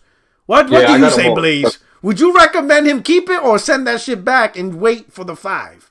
What would be your recommendation? If that's a matte black PS4 Pro, send it back, bro. Yeah, it's the matte black one. Yo, it's back. Yeah, send it back. send that. Wrap that shit up. That shit is done. Get over it. Yo, that shit is crazy. It's available right now. But Rock, think about my question though, because like wait until Spider-Man 2 releases, and then it comes with a bundle. It's gonna be crazy. Yeah. Listen. You think it's gonna be above 40 million? No, it's gonna be like I'm saying at least 40. What I'm saying is 40 million is easy. That's no question. We're looking. It's easy right now. Right now they're available, but wait till these games start to release. I think it all depends on stock. I think this will be the third year in a row where PlayStation will sell every single console they manufacture and ship to the stores or to the consumers. So it will completely depend on whether they can keep up to meet the demand that they have built up. Because, like you said, there's still a lot of residual demand just from the things that have already released, and then you have big heavy hitters. We just had Hogwarts Legacy. Then we're going to have Final Fantasy 16, which is going to be a big one. We're going to have Spider-Man, which is going to be a big one. These 10 live service games, I don't think all of them are going to drop this year, and I don't think that even half of them will be successful. But I think the ones that will be successful will be a big deal. And so you're saying we're not going to get Faction this year? I don't really care about whether we get Factions this year or not. I'm not that invested yet because they haven't shown me anything. I can't desire a game that I haven't seen. I understand. So, we haven't had any gameplays. So yeah, listen, as soon as they show it and as soon as I can actually assess whether it is, because a lot of people wish for Factions, but I'm like, it's not proven to me yet. I enjoyed the first one. I spent 400 hours on the first one, but this one is the completely new direction. So it's what do you mean? What do you mean it's not proven? What has Naughty Dog done not to prove anything? No. Listen, you're about to catch your smoke. Don't be dog slander. I can't desire a product I haven't seen. That's literally just what it is. Listen, I understand, but you know how long they've been slowballing this, taking their time, not showing much. People they're excited. They want to see gameplay. They want to see what it's about. But I'm right there with you. I'm right there with you. I just can't sit here and be like, "Oh yeah, Factions this year." Show it to me. Show it to me. Right. No, I understand that. But check it. Say they show it off and it's not ready, or you know what I mean. There's some problems with it. You don't want to have a Halo Infinite problem where you show it and it's too early, and now you got to go back to the drawing board. Now that's exactly what I was saying. Right? That's why I was like, I have no investment as to whether it comes this year or not. Emmanuel, I got a question on that. With that being said, oh shit, he said your the way they're taking their time with Faction, right? Yeah. Knowing that how dry and irrelevant Halo Infinite is, do you think that game will be more relevant than Halo? Yo, I said this and I got cooked for it, but I said that Halo Infinite was not a flagship product because when they showed it, that was not a flagship status. I think that when Naughty Dog shows whatever they show, we are going to say that is a flagship product. That's going to be like the kingpin of the live service vision that PlayStation has to offer. That could be a bad thing. That could be a great thing. But either way, we are going to say this is, again, the cream of the crop because that is what Naughty Dog produces for PlayStation. Now, do I think it will be more relevant than Halo? I think it has a chance, but again, I haven't seen it, so I'm not going to make any prediction whatsoever until I see the product displayed in front of me and I go, oh yeah, this is going to hit or not. Okay, but we've seen clips and gameplay of Halo Infinite and look at the results right now. But you haven't seen the other one. That's what I'm saying. You're asking me to compare to something that doesn't exist. We have not seen the other one to where they're taking their time than just showing us what we're going to see and then boom, we don't get the result. What else can I say other than it has a chance? I haven't seen it. I can't make a prediction on whether or not it will become more relevant. To give props to a game he hasn't seen yet. Goddamn, bro. He doesn't know. My man wants us to print this ain't Xbox Nation podcast, bro. We don't do that. Wakanda. Exactly. On PlayStation, we wait to see. It doesn't matter. We gotta see something. Goddamn, can we at least see a trailer? We ain't even got that. We see a leak backpack of Ellie or some shit. We don't know. Goddamn, you want to be like, tell them that the shit is fire. I haven't seen it. Listen, I'm comparing the way how Microsoft show us clips compared to how Sony shows clips. But we haven't seen the clips. We haven't seen the clips, though. For this particular game. You're asking me about a particular game. I haven't seen it. Experience. No. We don't do that here. We wait until they show it to us. I'm a patient man. I will wait until, it doesn't matter if it takes 7 years. I'm going to wait. Hold up, it's going to be something. Uses. I'm going to go on my Tom Cruise, Jerry Maguire. Show me the money! Don't tell me you owe. Show me the money. All right, bro? That's all we're saying. You got to show the money. You got to put it in my hand. Don't tell me I got you tomorrow. No, you might die tonight. You give me my money now. You know what I'm saying? Nah, God forbid. Knock on wood, right? Hey, let me say the super chat and we'll go into the last topic. Alabama Ridge, he says, all it takes is a showcase and sales will go crazy. So now we're going to transition to the next topic. Would you agree that State of Play was kind of a dud? Trash. Yeah, Blaze, preach, Blaze. I want to hear Blaze. Oh, actually, go ahead, preach, Blaze. Let them know. Yeah, tell them the truth. Listen, bro. We gotta hear it. It was a bad showcase. They showed a couple of VR highlights, but listen, Sony. I don't know what they're doing. They're holding their cards for a reason. You know what I mean? Because the other side is clearly not putting the fire in them. Like, when Microsoft puts out some product that, you know what I mean, enables Sony to be like, all right, it's time to respond. Yeah. But until then, you know what I mean? So they're just going to keep putting out third-party bullshit, little VR titles, because they don't need to do anything. I know people want a better showcase, but they don't really need to do shit. I know. Yo, they got their feet up. That's what it is. Sony out here like this and shit. They could wait. Like, fuck. Like, you're showing me this shit. Like, and we gonna wait. We gonna wait. We don't have a choice. Like, god damn, bro. Because you know why? Because there's nothing else better. So it's like, sure, you could criticize Sony for not having a showcase, but who's doing it better? Even that Microsoft bullshit was whack. Like, that shit didn't light no fire. What was it? That little developer? The developer direct. Yeah, that shit didn't light no fire. That was awful. Yeah, like the biggest thing out of that was Hi-Fi Rush, and half the people wouldn't even be in the game. So it's like, you know what I'm saying? It's like, goddamn, like yo, I have a feeling this ABK deal, that, like you said, they're really playing it close to the chest, right? Because I think so, because every time Microsoft messes up on either the developer direct or conference, Sony like takes that opportunity and swings really hard. They've done it for years with PlayStation 4 and 3. Whenever Microsoft messes up, they come in swinging. But now the developer direct was kind of mid, and this was also mid too. It's like they didn't really do anything special. Yeah, so I feel like if the Suicide Squad game wasn't like that, it was actually good. I feel like it would have ended better, but just like the sour taste of that game, that's what made the whole thing even worse. Yeah, even I could have told Sony, yeah, don't go for that marketing deal, dog. Not for this game. This game, give that shit on Game Pass. Yo, Kratos99, he says, P-Rock, are you for Suicide Squad? Are you gonna play it? Hell no. Like, what do you expect me to do? Jump around, shoot a gun with King Shark?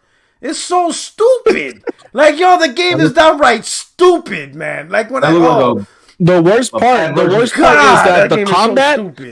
The worst part is that the combat, the melee stuff, is just animations. When they do it, the camera moves away and like it shows you how cool it looks. Like, what's going on? Like, it's weird. I don't know what's going on with Rocksteady, bro. But that gas is a disease, bro. That shit is a disease. Because I get it. Yes. When you do it right, when you do it right, it's right. But not everyone needs to be like, hey, yo, I'm gonna do gas because everybody else is doing it. No, man, you gotta, I don't mind jumping out of your lane, but if you're gonna jump out of your lane, do that shit right. You know, like when Guerrilla decided to jump out of their lane out of multiplayer first-person shooter, yeah. But do it right.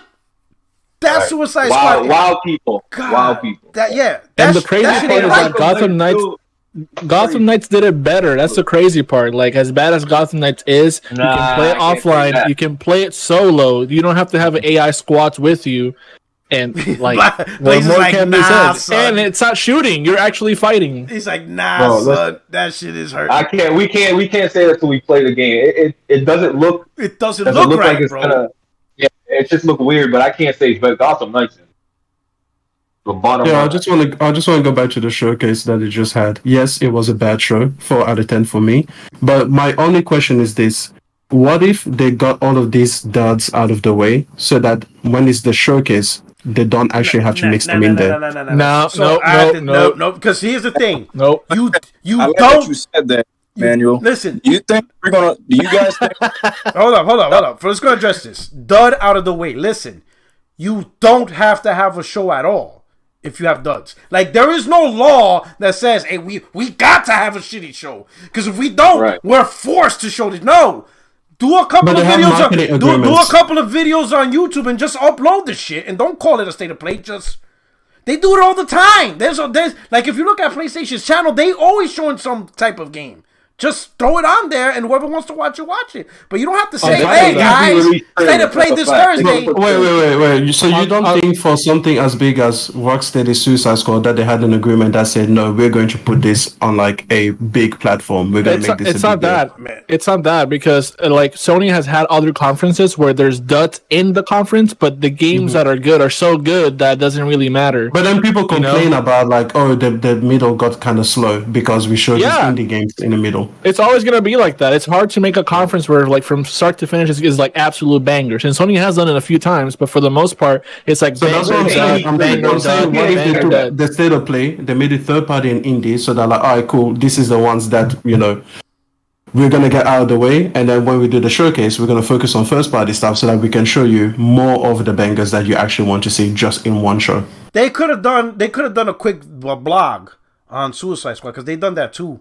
They could have done a video. Yeah, but this is a big marketing deal from them. Man, like they didn't know it was going to turn out to be trash. Remember, they probably hammer these marketing deals like 5 years before the product is even like got an alpha state. So they're like, "Yep, Rocksteady, you're going to make a new game. It's going to be superheroes. All right, great. We need to lock this down. Done. We're going to give you this platform."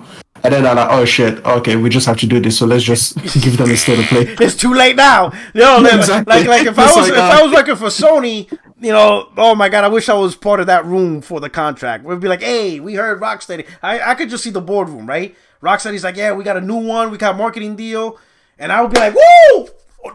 In my mind, I'm thinking, "Woo!" And like, what's the idea? Gas game with Suicide Squad. I would have been like. Actually, wait. Back then, it probably wasn't even gas game. They probably just told them, "Hey, listen, what you talking about, Willis?" Superhero, I was like, Rocksteady.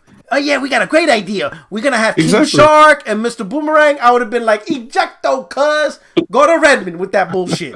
Get your ass, leave Santa Monica. Redmond's take I-5 north, go across here, go past Oregon. Microsoft, hey, they got a console for you if that's the bullshit you want to do." I think Extreme has a pretty good point because like they probably had this contract for years before they saw the game because they know of the pedigree of Rocksteady, and when they saw it, they're like, "Fuck, man, let's just make some fucking state of play. Just put it in there. Just put it in there. This shit. We're not gonna be like, yo, this shit sucks." They can't. They're already on the contract. They can't say, "Yo, this shit sucks, bro." They gotta be like, "Fuck it." Oh man, I could just match Sony after the contract signed and be like, "Hey, here's the game we're gonna give you." Sony's like, "Oh, that's nice." They're like, "Oh shit, at least it's not Cyberpunk." Like that's just like, "Oh crap, Sony's this really happened twice." Ooh, we got jerked. Sony's like, "So YouTube, right? No, state of play. That's the contract." Oh, okay. We can do that. Sure. They're like, "Ooh, we got jerked." Ooh, how much? And Jim Ryan's like, "How much did we pay for this?" And then they whispered a number in his ear, and he's like, "Oh Jesus Christ! Hey, we can't lose Call of Duty, bro." No, we can't lose Call of Duty, bro. Because Hey, yo. So when do you think? How long? I'll go down the line. I'll start with Blaze. So go Blaze, Call Me, Messiah. We'll go down the line, starting with Blaze. How long do you think Sony has before it gets out of hand? What I mean by out of hand, where the community starts, where the growing resentment of not having a showcase. Like, when do you think Sony has to have a showcase by this? Because if they don't have it by this, it's gonna look really bad for the brand. Like, when do you think? Do you have? And this is I think if I'm just gonna use the term E3 window. Yes. Like that. Yep. Whenever I think if the summer goes by and there's no showcase, there's definitely gonna be some issues. Like people definitely want answers. You know what I mean? Like we still haven't seen Spider-Man in full effect gameplay, all of that too. Like so, absolutely that E3 window. Blaze, if it's September and we on a podcast and we still haven't seen a showcase, me and you, we need to go up to Santa Monica like Ice Cube. And you know how they got them 10 million, them Last of Us plaques. We bashing all them plaques. Breaking them all 20 million Horizon Zero Dawn. Bow. 10 million God of War. Bow. We breaking all the plaques. We going up in that office like no showcase. Bow. We breaking all the plaques. Yo. We'll go live too. Oh yeah, we're doing it. We're doing it on the channel. We'll have. Well, we gotta bring. We need a big dude. So we're gonna bring J-Dub. Yeah, we're gonna bring J-Dub. You know what I'm saying? We're gonna get solid. we're gonna all Solid Web. Yo, Solid Web. We're just gonna be a video of us smashing, and then we're gonna be on the news. You know, fanboys go to Sony headquarters and smash they the need office. to show something though. Like, yo. It cannot be, like you said, it cannot be September. Like, you know, it cannot. They need to show something this summer. Let people, just give people insight on what they're cooking up. Bro, there's so many developers that Sony got that, you know, like, what's Sucker Punch doing? Like, you know, people have ideas, but like let's see this shit. You know what I mean? So they absolutely need to do that. Like, at least some of them. Yeah, and it's not like we're asking for anything new. That's how Sony always was. In fact, some people used to be pissed that Sony talks about stuff 3 years out. I used to like that. Right. I actually enjoyed knowing that far out everything every developer's working on, because I know, hey, you busy. You in the office cooking. Yep. I know what you cooking. The problem with that like mentality is that it worked for Sony and Nintendo because they were actually consistent, and for the most part they would release on time and they would release what they were saying way back when.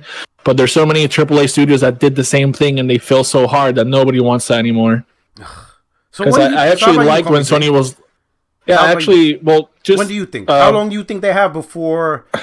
I agree with Blaze. I was just gonna say exactly the same thing. Like they have until like summertime, which is the E3 time frame. Even though E3 is still really not existing, but it's like the month ish. We're used to showcase stuff. We're used to it. Even they know it because even Microsoft, like around that time, that's when they do like the bigger conferences and such. So I expected around that time, even sooner. Why not? Because I feel like from what I've seen on Twitter, like they've been releasing stuff. They've been feeding their community with consistent games, either from first, second, or third party. But for the hardcore, like you guys, like you want that conference, and I feel like by June. If by June we don't have it or have an announcement for it, then that's just weird. All right, hey, I wanna do a quick super chat. Puerto Rock, if they only shout out to Mouse Fred, says if they only show Los Side. I think that's like a 2024 game. My God, that game is taking forever, bro. That's another one I'm gonna break a plaque. All right, shout out to Ben Dover. Oh, here we go. There's always one, bro.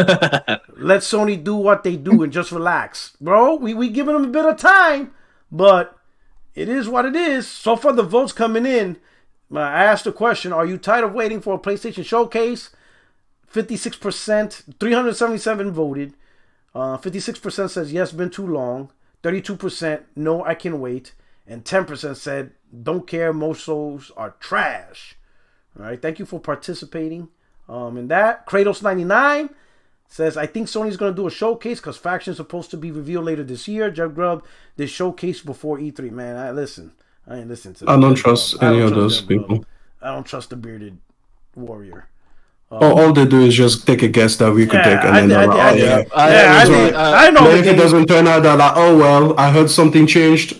Yeah, that's all it is. They take like a scenario that could be plausible and then just throw it out there. And if their plausible idea is right, see, I knew it.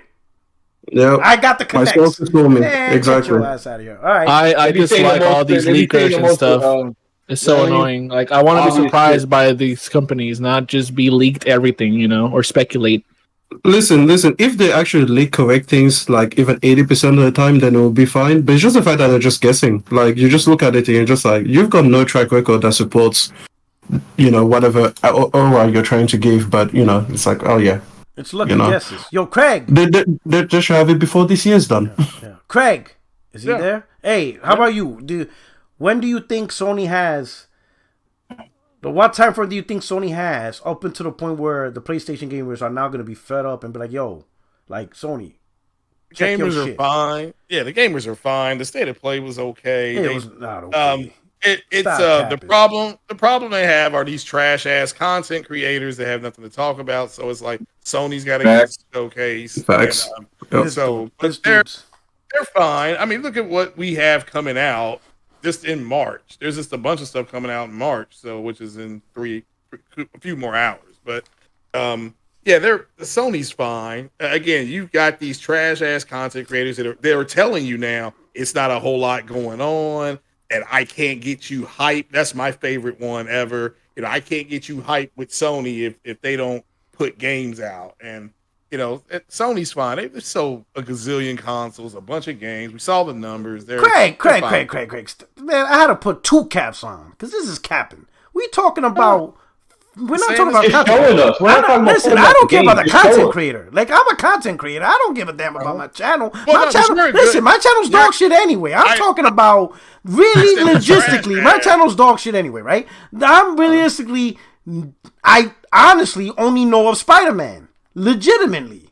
That's a problem. We didn't get Final Fantasy 16 talk today. I've been knowing about Final Fantasy 16. That's it. Wolverine. We know what Insomniac is doing. That's it. Yeah, we know what they're doing. I've been knowing about Final Fantasy 16. Okay, wait a minute. We don't have DLC coming out for what is it called? Burning Shores or Burning Bush, whatever it's called. That's not. You don't even know the name. Bro, that's how bad it is. Burning Shores. Burning Bush. This ain't Moses. What I'm trying to say is, you know what I'm saying? You know what I'm saying? Craig, if the next Mass Effect game come out before Sony tell us what's going on, there's gonna be a problem. Oh, there's a problem. Yeah, that's a problem. If you get because I know that's in pre-production, but they're fine. Look, you have a bunch of trash ass content creators that are because Microsoft, I guess, isn't. Man, say my name, Craig. God. Oh shit! Just say. Say. What? No, I mean I'm just saying. They're trash. If you identify, if the shoe fits, wear it. He said, listen, these guys are trash. I mean, that's all you can really say. And they tell you that they're waiting on Sony to do something because again, they're not good enough content creators to create. They have to wait on something to make something. So, which means you're trash. So they're content reciters. They just recite news. Yeah, like I said, it's there to me. This is my opinion. Everybody has their own opinion. Sony is fine. We just had Forspoken come out. We've got the Star Wars game coming out. You got the Burning Bush game, whatever it's called. That's coming. You just got a DLC announcement. Burning Shores, please. For Elden Toilet Ring. Just got a DLC announcement. So, but that's not even Sony though. That's not even PlayStation. I know. You can play that on Xbox and PC. Okay, but that. More than likely, you will see that gameplay at some type of Craig, help me out here. We want to third party. Listen. We want to know about the creme de la creme. I understand the creme de la creme. Like, yo, he can't talk, bro. He's like bro. We don't want to hear about no goddamn. You just said good things come to those who wait. So Yo, but how long have we been waiting though? At this point, like, hey, yo, you know what I'm saying? Get waiting. Listen. Even Roof Chris, they make amazing steaks, but they ain't got you waiting 2 weeks to eat the motherfucker. You know what I'm saying? No, but you didn't make a reservation. You see, right. But they've been feeding you, Podowak. They've been feeding you. Listen, bro. Listen, me and Blaze, we're gonna be pipe swinging in Santa Monica, bro. We're gonna get him a ticket out here, and we're gonna drive up to Santa Monica. We're gonna be bashing them platinum plaques. All right? You driving? You know what I'm saying? I'll drive. That's you guys are like Generation X. No, but that's the problem. Yeah, we're gonna do some Ice Cube and end up, straight out of Compton shit. Well, that's there's a lot of Sony developers, bro. A lot. Yeah, that's the problem with State of Play is that you have a group of people who they just think all they should show are big games, and Sony said years ago, State of Play is to show you, different things that are going on, different where they are in development processes. And it's like, even though Sony puts out an itinerary, these trash ass content creators are so bad that they can't read the itinerary. They told you exactly what they... No, but I read the itinerary, and that shit was still worse than what the itinerary. It was bad. It was God damn. Yeah, to me, they showed exactly what they had on their itinerary. You got some nice announcements, but it still sucked. That's okay, fair enough. Okay. But I mean, you got you got a huge you got your all that stuff that came out for PlayStation. You're complacent. You don't even know. Listen, this shit's so bad. You're not even sure what they showed. He doesn't even remember any of that shit. Fucking crazy. They showed VR. They showed enough for me personally. I mean, I don't have VR yet, but I'm glad that they've got close to 40 games. Oh shit! Shout out to Craig. My man's like, they showed some shit. It was okay. It was on the list. They showed what's on the list. Like, yo, you can show me the menu, but when I order the menu, eat the food and it sucks. The waiter better not go, well, what do you expect? It's on the menu. Like, yeah, boy. Yeah, if you get your ass out of here. You know what I'm saying? Oh, shit. All right. We'll go down. Extreme. Well, you said everything's peachy key. No, listen. I kind of agree with Craig in that it is the content creators that are pushing this need for PlayStation to move to their beat. And all of last year, you had Jay Barry, Persona. I'm gonna pick on them because they just kept going. We need a showcase. Well, evidently we didn't. And the truth is this: how much time does PlayStation have? I think it's a bit like nitrous when you use it in a car, like car game, and every single time that they release a big banger exclusive on the PlayStation, it gets filled back up. So they can go on indefinitely as far as I'm concerned, as long as they keep releasing games. I don't care to be hyped or to know what's going in the next 4 or 5 years or even 2-3 years, as long as you give me consistent games that I enjoy playing, that I love to play, like Burning Shores coming up, like all of those games for VR for the people that got it are enjoying it. I'm a gamer. I don't care. I don't play game announcements. Like, I never understood the fascination with being told that a game is going to come 17 years out. Like, no, I don't care. Tell me the game, when it's going to come out in the next 6 months. That would be me. Like, honestly, if I could do it my way, games will not be announced until they're about 6 months out. Like, for me, that's perfect. Don't let the hype build up until it becomes untenable. Okay? I want you to just be silent, okay? I just want silence until the product is ready. I don't need to be hyped. You show me the game, I either buy it or I don't. So I don't need a showcase to happen so that it tells me things are going to happen in 2027. Like, I don't care. Now, if you have a bunch of things to show me in the next 18 months, then go ahead and do the showcase. I'll enjoy it. But this notion that Sony has to because I don't know why. Like, honestly, aside from creating content, I'm like, again, I think I might be the only one on this panel that doesn't have a YouTube channel. Right. So it's like I have no pressure to create content for anyone. So give me games. So hold up. So let me nip this bullshit. We're not asking anything that hasn't been done literally for decades. Before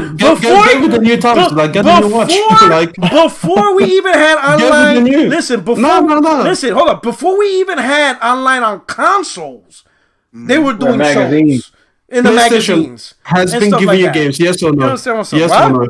What happened? What? I didn't say nothing. Repeat what you said, Extreme. Your question. Yo, I was going to say, has PlayStation been giving you games, yes or no? Like this year? Technically? Yes. The only thing, the thing that PlayStation got was VR, technically. And we knew about VR.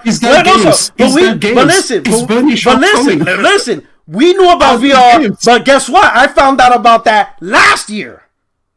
Mm-hmm. So I already knew VR was coming. So technically, Sony hasn't given me anything I didn't know since last year. What new shit has Sony provided that I didn't know last year? It doesn't matter whether you knew about it or not. What matters is, has they been giving it to you? The whole point. Have you been playing games? The whole point. On PlayStation. PlayStation. On shit they told me last year. It doesn't matter. All right. How about this? No, it don't. So I'm gonna play in September. No, I'm gonna play. I'm gonna play in September. I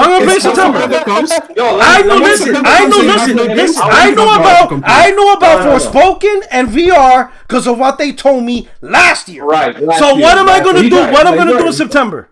What I'm gonna do? What's coming in August? When September comes, you know what you're doing. That's what's going to happen. No. But think about it. We got VR. Listen, think about it. We got VR and all that stuff, and they told us last year. They gave us all the info last year.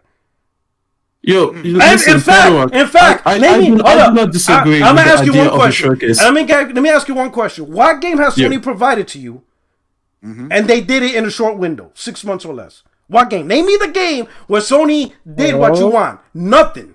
Every game we got, I got one. What game? Go to Tsushima. What is it? The multiplayer component. No. That was the game that came out of nowhere. No. The game. That's DLC. That's just an added content. No. You asked what game? It's a game mode. It's a separate game mode. It's literally a standalone on the store right now. Game mode. That's a game mode. I said what game? On the store right now. I said what? The multiplayer. And that came out of nowhere. Yeah, the multiplayer is standalone now. You can buy it standalone. Bro, if that's the only thing you got, fine. No. Don't say that's the only thing. You asked me a question, I answered it. No, you did it. Because no. I said game. Not game mode. It is a game. No, it's not. It's a game mode. You can buy it by itself. That makes no. When it launched, it launched by itself, or did you have to buy it with the game? Why? What is all of this like? Listen, I asked you what game. Terms and conditions coming up. No. You asked me for what game. No, it's a game you didn't meet the condition. You did not meet the condition. I said what game launched within the time frame. Yeah. So the word launched was included. Fine. Launched. Playroom. What go? No, that was known. That was known also. What? That was known. That was known. That was going to be part. As was Playroom was known that was going to be part of the launch. Yeah. But we already know that way ahead. Known for like 6 months. How long did we know about it? Like a year out? To me, they don't. I mean, the question is how long. And like I said before, the guys that are doing the complaining, if you really want me to get nasty with this, I will. These are the same punk. These are the same punk ass bitches who sat around circle jerking, and they said Sony was going in the wrong direction. So you just did all these, and then we see these numbers come out. So those guys, you just need to shut up because you have. Say their name, Craig. Say their name. Say it with your chest. Say it with your chest. Say it with your chest. If you're gonna say it with your chest. What I'm saying is, think of all the games we're playing. Go ahead. Yeah. Think of all. Technically speaking, all the games we're playing, those were announced way ahead. Everything. Well, no, you're right. Yeah, but people, we all want announcements. It's just that we don't feel the need you don't want announcements. No, you say you don't want announcements. No.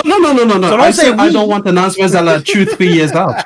I said anything in the next 18 months, give it to me. Sure, I would appreciate it. But I don't need Sony to somehow move to the beat of my drums. Like, they are giving me games. That's literally what I'm here for. I'm a game player, not a game announcer, reader, viewer. Extreme. I'm asking you a question. Some of us we're used to Sony, like, showing off stuff that's gonna come in the future, sometime in the future. It's not like Sony has been like this is none of this is new for every generation. It's not like guys, fuck it, get in your watch. I'm just, listen. Sony now. Listen, like, okay, it's my Sony, not yours. No, let me ask you this. All right, let me ask you this. Are you excited that Insomniac's making Wolverine, or you don't give a shit? Like nothing. I actually don't give a shit. You haven't shown it to me. I don't know what it's going to look like. I don't give a shit. Like, until you show me the product. Get your ass on RDX. Get your ass out of here, bro. You ain't excited for Wolverine. Get your ass. Ejecto, cuz. No, here's another thing. Here's another cultural thing. I grew up in Africa. I don't have the connection with Wolverine. So until it is sold to me, it doesn't mean anything to me. Man, it's not my cultural. Panther. That makes sense. Man, it don't matter when you grow up. You can still watch the movie. But the thing is extreme. but I don't have that love. I don't have that residual love that you guys have for it, and I respect that. I didn't say it was going to be a bad game. I just not sold on it until you show it to me. Oh man. But can I play devil's advocate? Go ahead, please.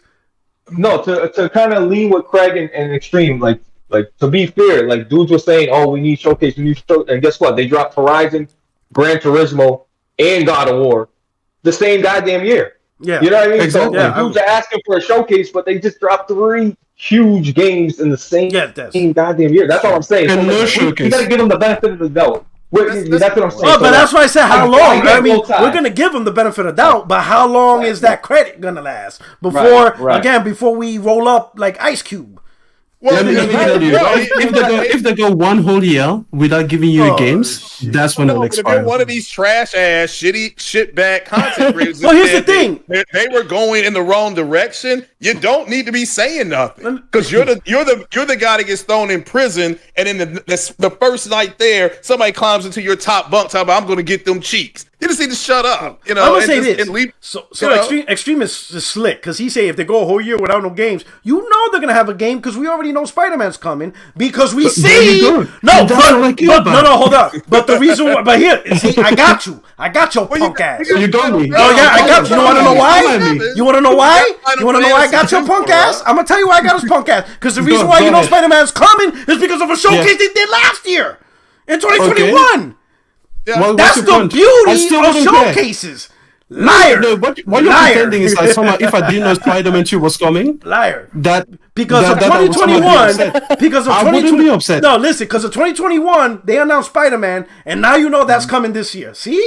It's a beautiful But the thing is, I'm not looking forward to Spider-Man as a reason to solve my gaming needs now. I'm satisfied. I'm happy where I am right now, right today. If I died today, I would be like, my PlayStation 5 was a great investment. I wouldn't be like, oh my god, I didn't get to see the showcase. Oh no. Nah. If I die today and I didn't play Wolverine, I'm haunted in my house. Well, let me ask Blaze this. I'm coming back. that controller be floating. I want to ask, hey, P-Rock, let me ask Blaze this question. You do know that, I want your opinion on this. Even if you get the showcase announcement tomorrow, whatever they show, it won't be enough. So because the same guys, to me, well, it just listen, it won't be gaming, enough. They will complain about something else, man. I don't know who they is. You don't name names, so I don't know who you're talking about. So as far as I'm concerned, listen, everybody knows who I'm talking about. I don't know who they is. Who them? I don't know them. I don't know who you're talking about. All I know is I know the trash ass content. I know is I will be satisfied. The point is that the way that Portal Rock thinks and Blaze thinks is like how Sony has been doing things for decades, for generations, where they show you like what's coming in like the next 2-3 years. We knew about Uncharted on around the months where the PS4 came out. Like, you know, we knew already about that game.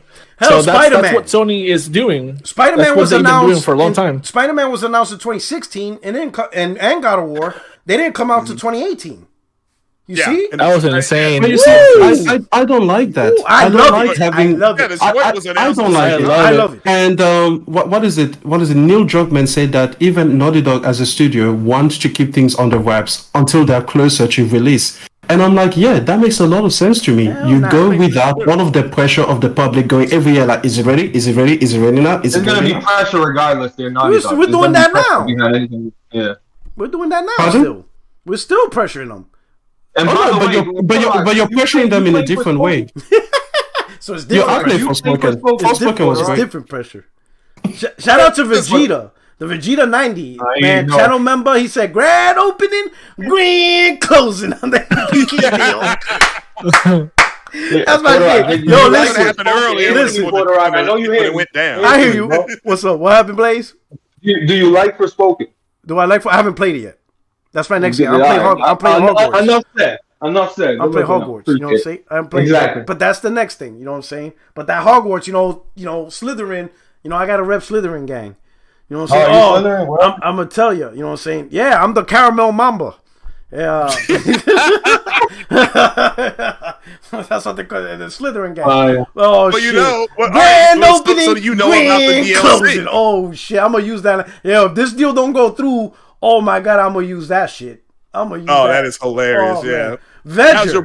How's your brother doing? I know he had they tried to go ahead and bust his cheeks earlier this week, didn't they? Dark, whatever. My brother, my baby bro, they try to go wild. I love my brother.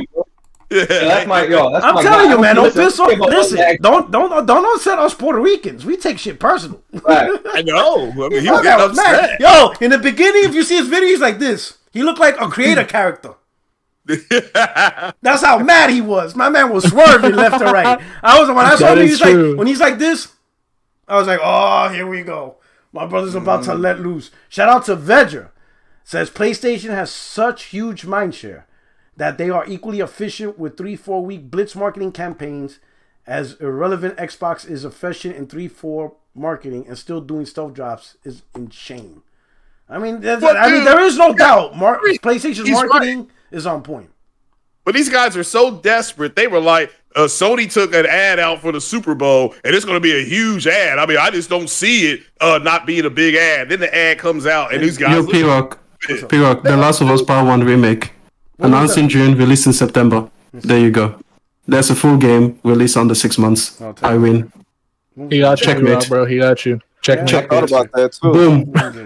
Boom. And that wasn't even his. That was somebody in the chat. I just read it. You just take the L. Goddamn remake. That's how bad shit is. We gotta rely on remakes. Take the L. Jesus Christ. Life sucks. Oh, shit. Trash. No, but seriously, everybody on this panel will be happy with a PlayStation Showcase. My only issue is just hearing content creator after content creator going, "Oh, Sony needs one. Sony needs one." Who are we talking about? How do they need one? Listen, they are dominating. Who's them? Oh, okay. J Barry, Persona, Blaze 4K. Who else? Well, yeah, but listen, I will tell you, you can include me. Gas, listen. You can. Auto Rock. No, yeah, I can put you in there. But listen. But listen, can you blame me when they did it with PS1, they did it with PS2, they did it with PS3, they did it with PS4? Get with the times. Get with the times, man. With the times. Get with it. Get with it. This is us moving forward. Moving forward. So less information is better. Also, can I just say this? Listen, you know what's crazy? This is crazy. No. This is crazy. No. The design and the price point. I'm gonna tell you, your logic makes no sense. What's the price? I'm gonna tell you, your logic don't make sense because during the PlayStation 1, 2, 3, and 4, they were doing announcements and they were giving us games. Now, which generation are we in? Is it PlayStation 4 or 3 or 2 or 1? Is it or 0? Which generation? Listen. Tell me if this is not a downgrade. PlayStation 1, 2, 3, and 4, you got games and announcements. Now it's just games. Yeah, it sounds like downgrade. That sounds like downgrade. That sounds like downgrade. It sounds like downgrade. Didn't they do it at the beginning of the generation too? I'm saying that's a downgrade because you still got games, but now you get less. So how is less an upgrade? Nah, it's an upgrade. Do you know why? Because I don't want to be told about something that's coming in 3 years. That's going to look No, that's not an upgrade. That sounds like that means you just log off the internet. Upgrade. That sounds like you log off the internet. No, listen. Here's the thing. I don't need to be hyped. I don't need to be hyped for things. I just need the product to be shown and then the product to be delivered in my hands. That's literally all I need. What you can do is ignore the announcements. That's what you could do. You could just ignore it. You could just ignore it. You don't have to watch it. Listen. You know what? I actually do. No. You go, man. If you don't want to do something, you could completely ignore it. If you don't like it, you can make the decision. I don't want to do it. Okay, how about if you don't like the way that they are making you wait, you can just swallow that. No, I could complain. I'd be like, give me what I want. But complaining has done nothing. It's been a year and a half, and I'm loving it. You're not. Like, you know what I'm saying? Because you don't care. You know the whole point I'm saying is, I could maybe understand if these announcements interfere with the games, but they're not. We still got games, clearly, 4 generations, and they did the announcements. P-Rock, here's the only thing that I think is different. And I think the only thing that's different is that they had a stock shortage. And there was no point creating more hype for a product that wasn't in store. Now that they have shortage pretty much figured out, I think they're going to go back to exactly what you want them to do. So honestly, that's my olive branch right there. I think the way that they've been doing it worked because they always had products for people to buy. And when they didn't, it made no sense to generate more hype. And then people will be like, well, wait, when can I get it? And then they're like, well, just wait about 7 months. This became the 30 Frames Mad Cap podcast. Crazy. Anyway, because you're capping, P-Rock. You're capping. This mad capping. My man cap. Anyway, bend over. Jesus Christ. He says, you are wrong, P-Rock. Play games, sir. Check out my... There we go. Listen, boom. Checkmate again. Wrong. Because I got something called the PSN ID, and it shows I play games. I ain't afraid. My shit's not locked behind, privacy. You could check the stats. Google me. Anyway, we're going to be out of here. This was a good, entertaining show. It was. Platinum members already left. You know what I'm saying? Because they cannot take all this capping. So they had to leave. You made Blaze leave because of all this capping. My man said... I called him out. He couldn't take the heat. He said all this capping. Anyway, all this capping. Anyway, we're going to shout out, hey, Messiah, Craig. Go ahead. Oh yeah, thanks for having me. Yeah, I'm starting a new job in a couple of weeks. Really? So I'm excited about Congratulations. That. Yeah, New hospital. Another hospital, at the university. So I'll be moving on up to the neuro clinic. So I'm excited about that. But yeah, thanks for having me. It was a great time. Shout out to the panel and thanks to the guests who came in, and also big shout out to the people watching who hung out during the during the shutdown. Mm-hmm. I don't know how to call it. So shout out to everybody. All right. Of course, great, Extreme. Good conversation. All right, Extreme. From down under, doing everything. Everything's backwards down there, bro. I swear to God, bro. They literally in summer right now. That's how crazy. That must be why we stand on opposite ends of this thing. Crazy, that must be exactly why. It's the hemispheres. It's a hemisphere. Yeah, it's crazy. Anyway, you know the water flows down the other way to here too. Like it's fascinating. Like your toilet. Exactly, it flows the other way. Exactly, it goes the other way. So there we go. That shit's illegal. If I were to see a toilet go the other way, I'm like, this shit's wrong. You're like, oh shit, I'm on the wrong side of the world. This is wrong, bro. That's just crazy. Anyway, all right, but Sean, thank you for stopping by. Hey, to the chat members, to everyone seeing this or will see this content, truly appreciate it. Thanks for rocking out. To the new channel member, J-Roll, thank you for looking out. Thank you so much. I'm glad you're part of the family. I apologize with the little, you know what I'm saying? I don't know what happened. Phil Spencer caught me, but guess what? We fought through it. We got the podcast back online, and you know what I'm saying? I'm gonna make sure I make a note of it in the description box. Anyway, thank you so much. This is your only friend, these YouTube Streets, Porter77, and we are out of here. I will catch you guys next week. Probably drop another video sometimes this week, just to keep up the content. All right, you guys take care. I love you guys. Have a good night.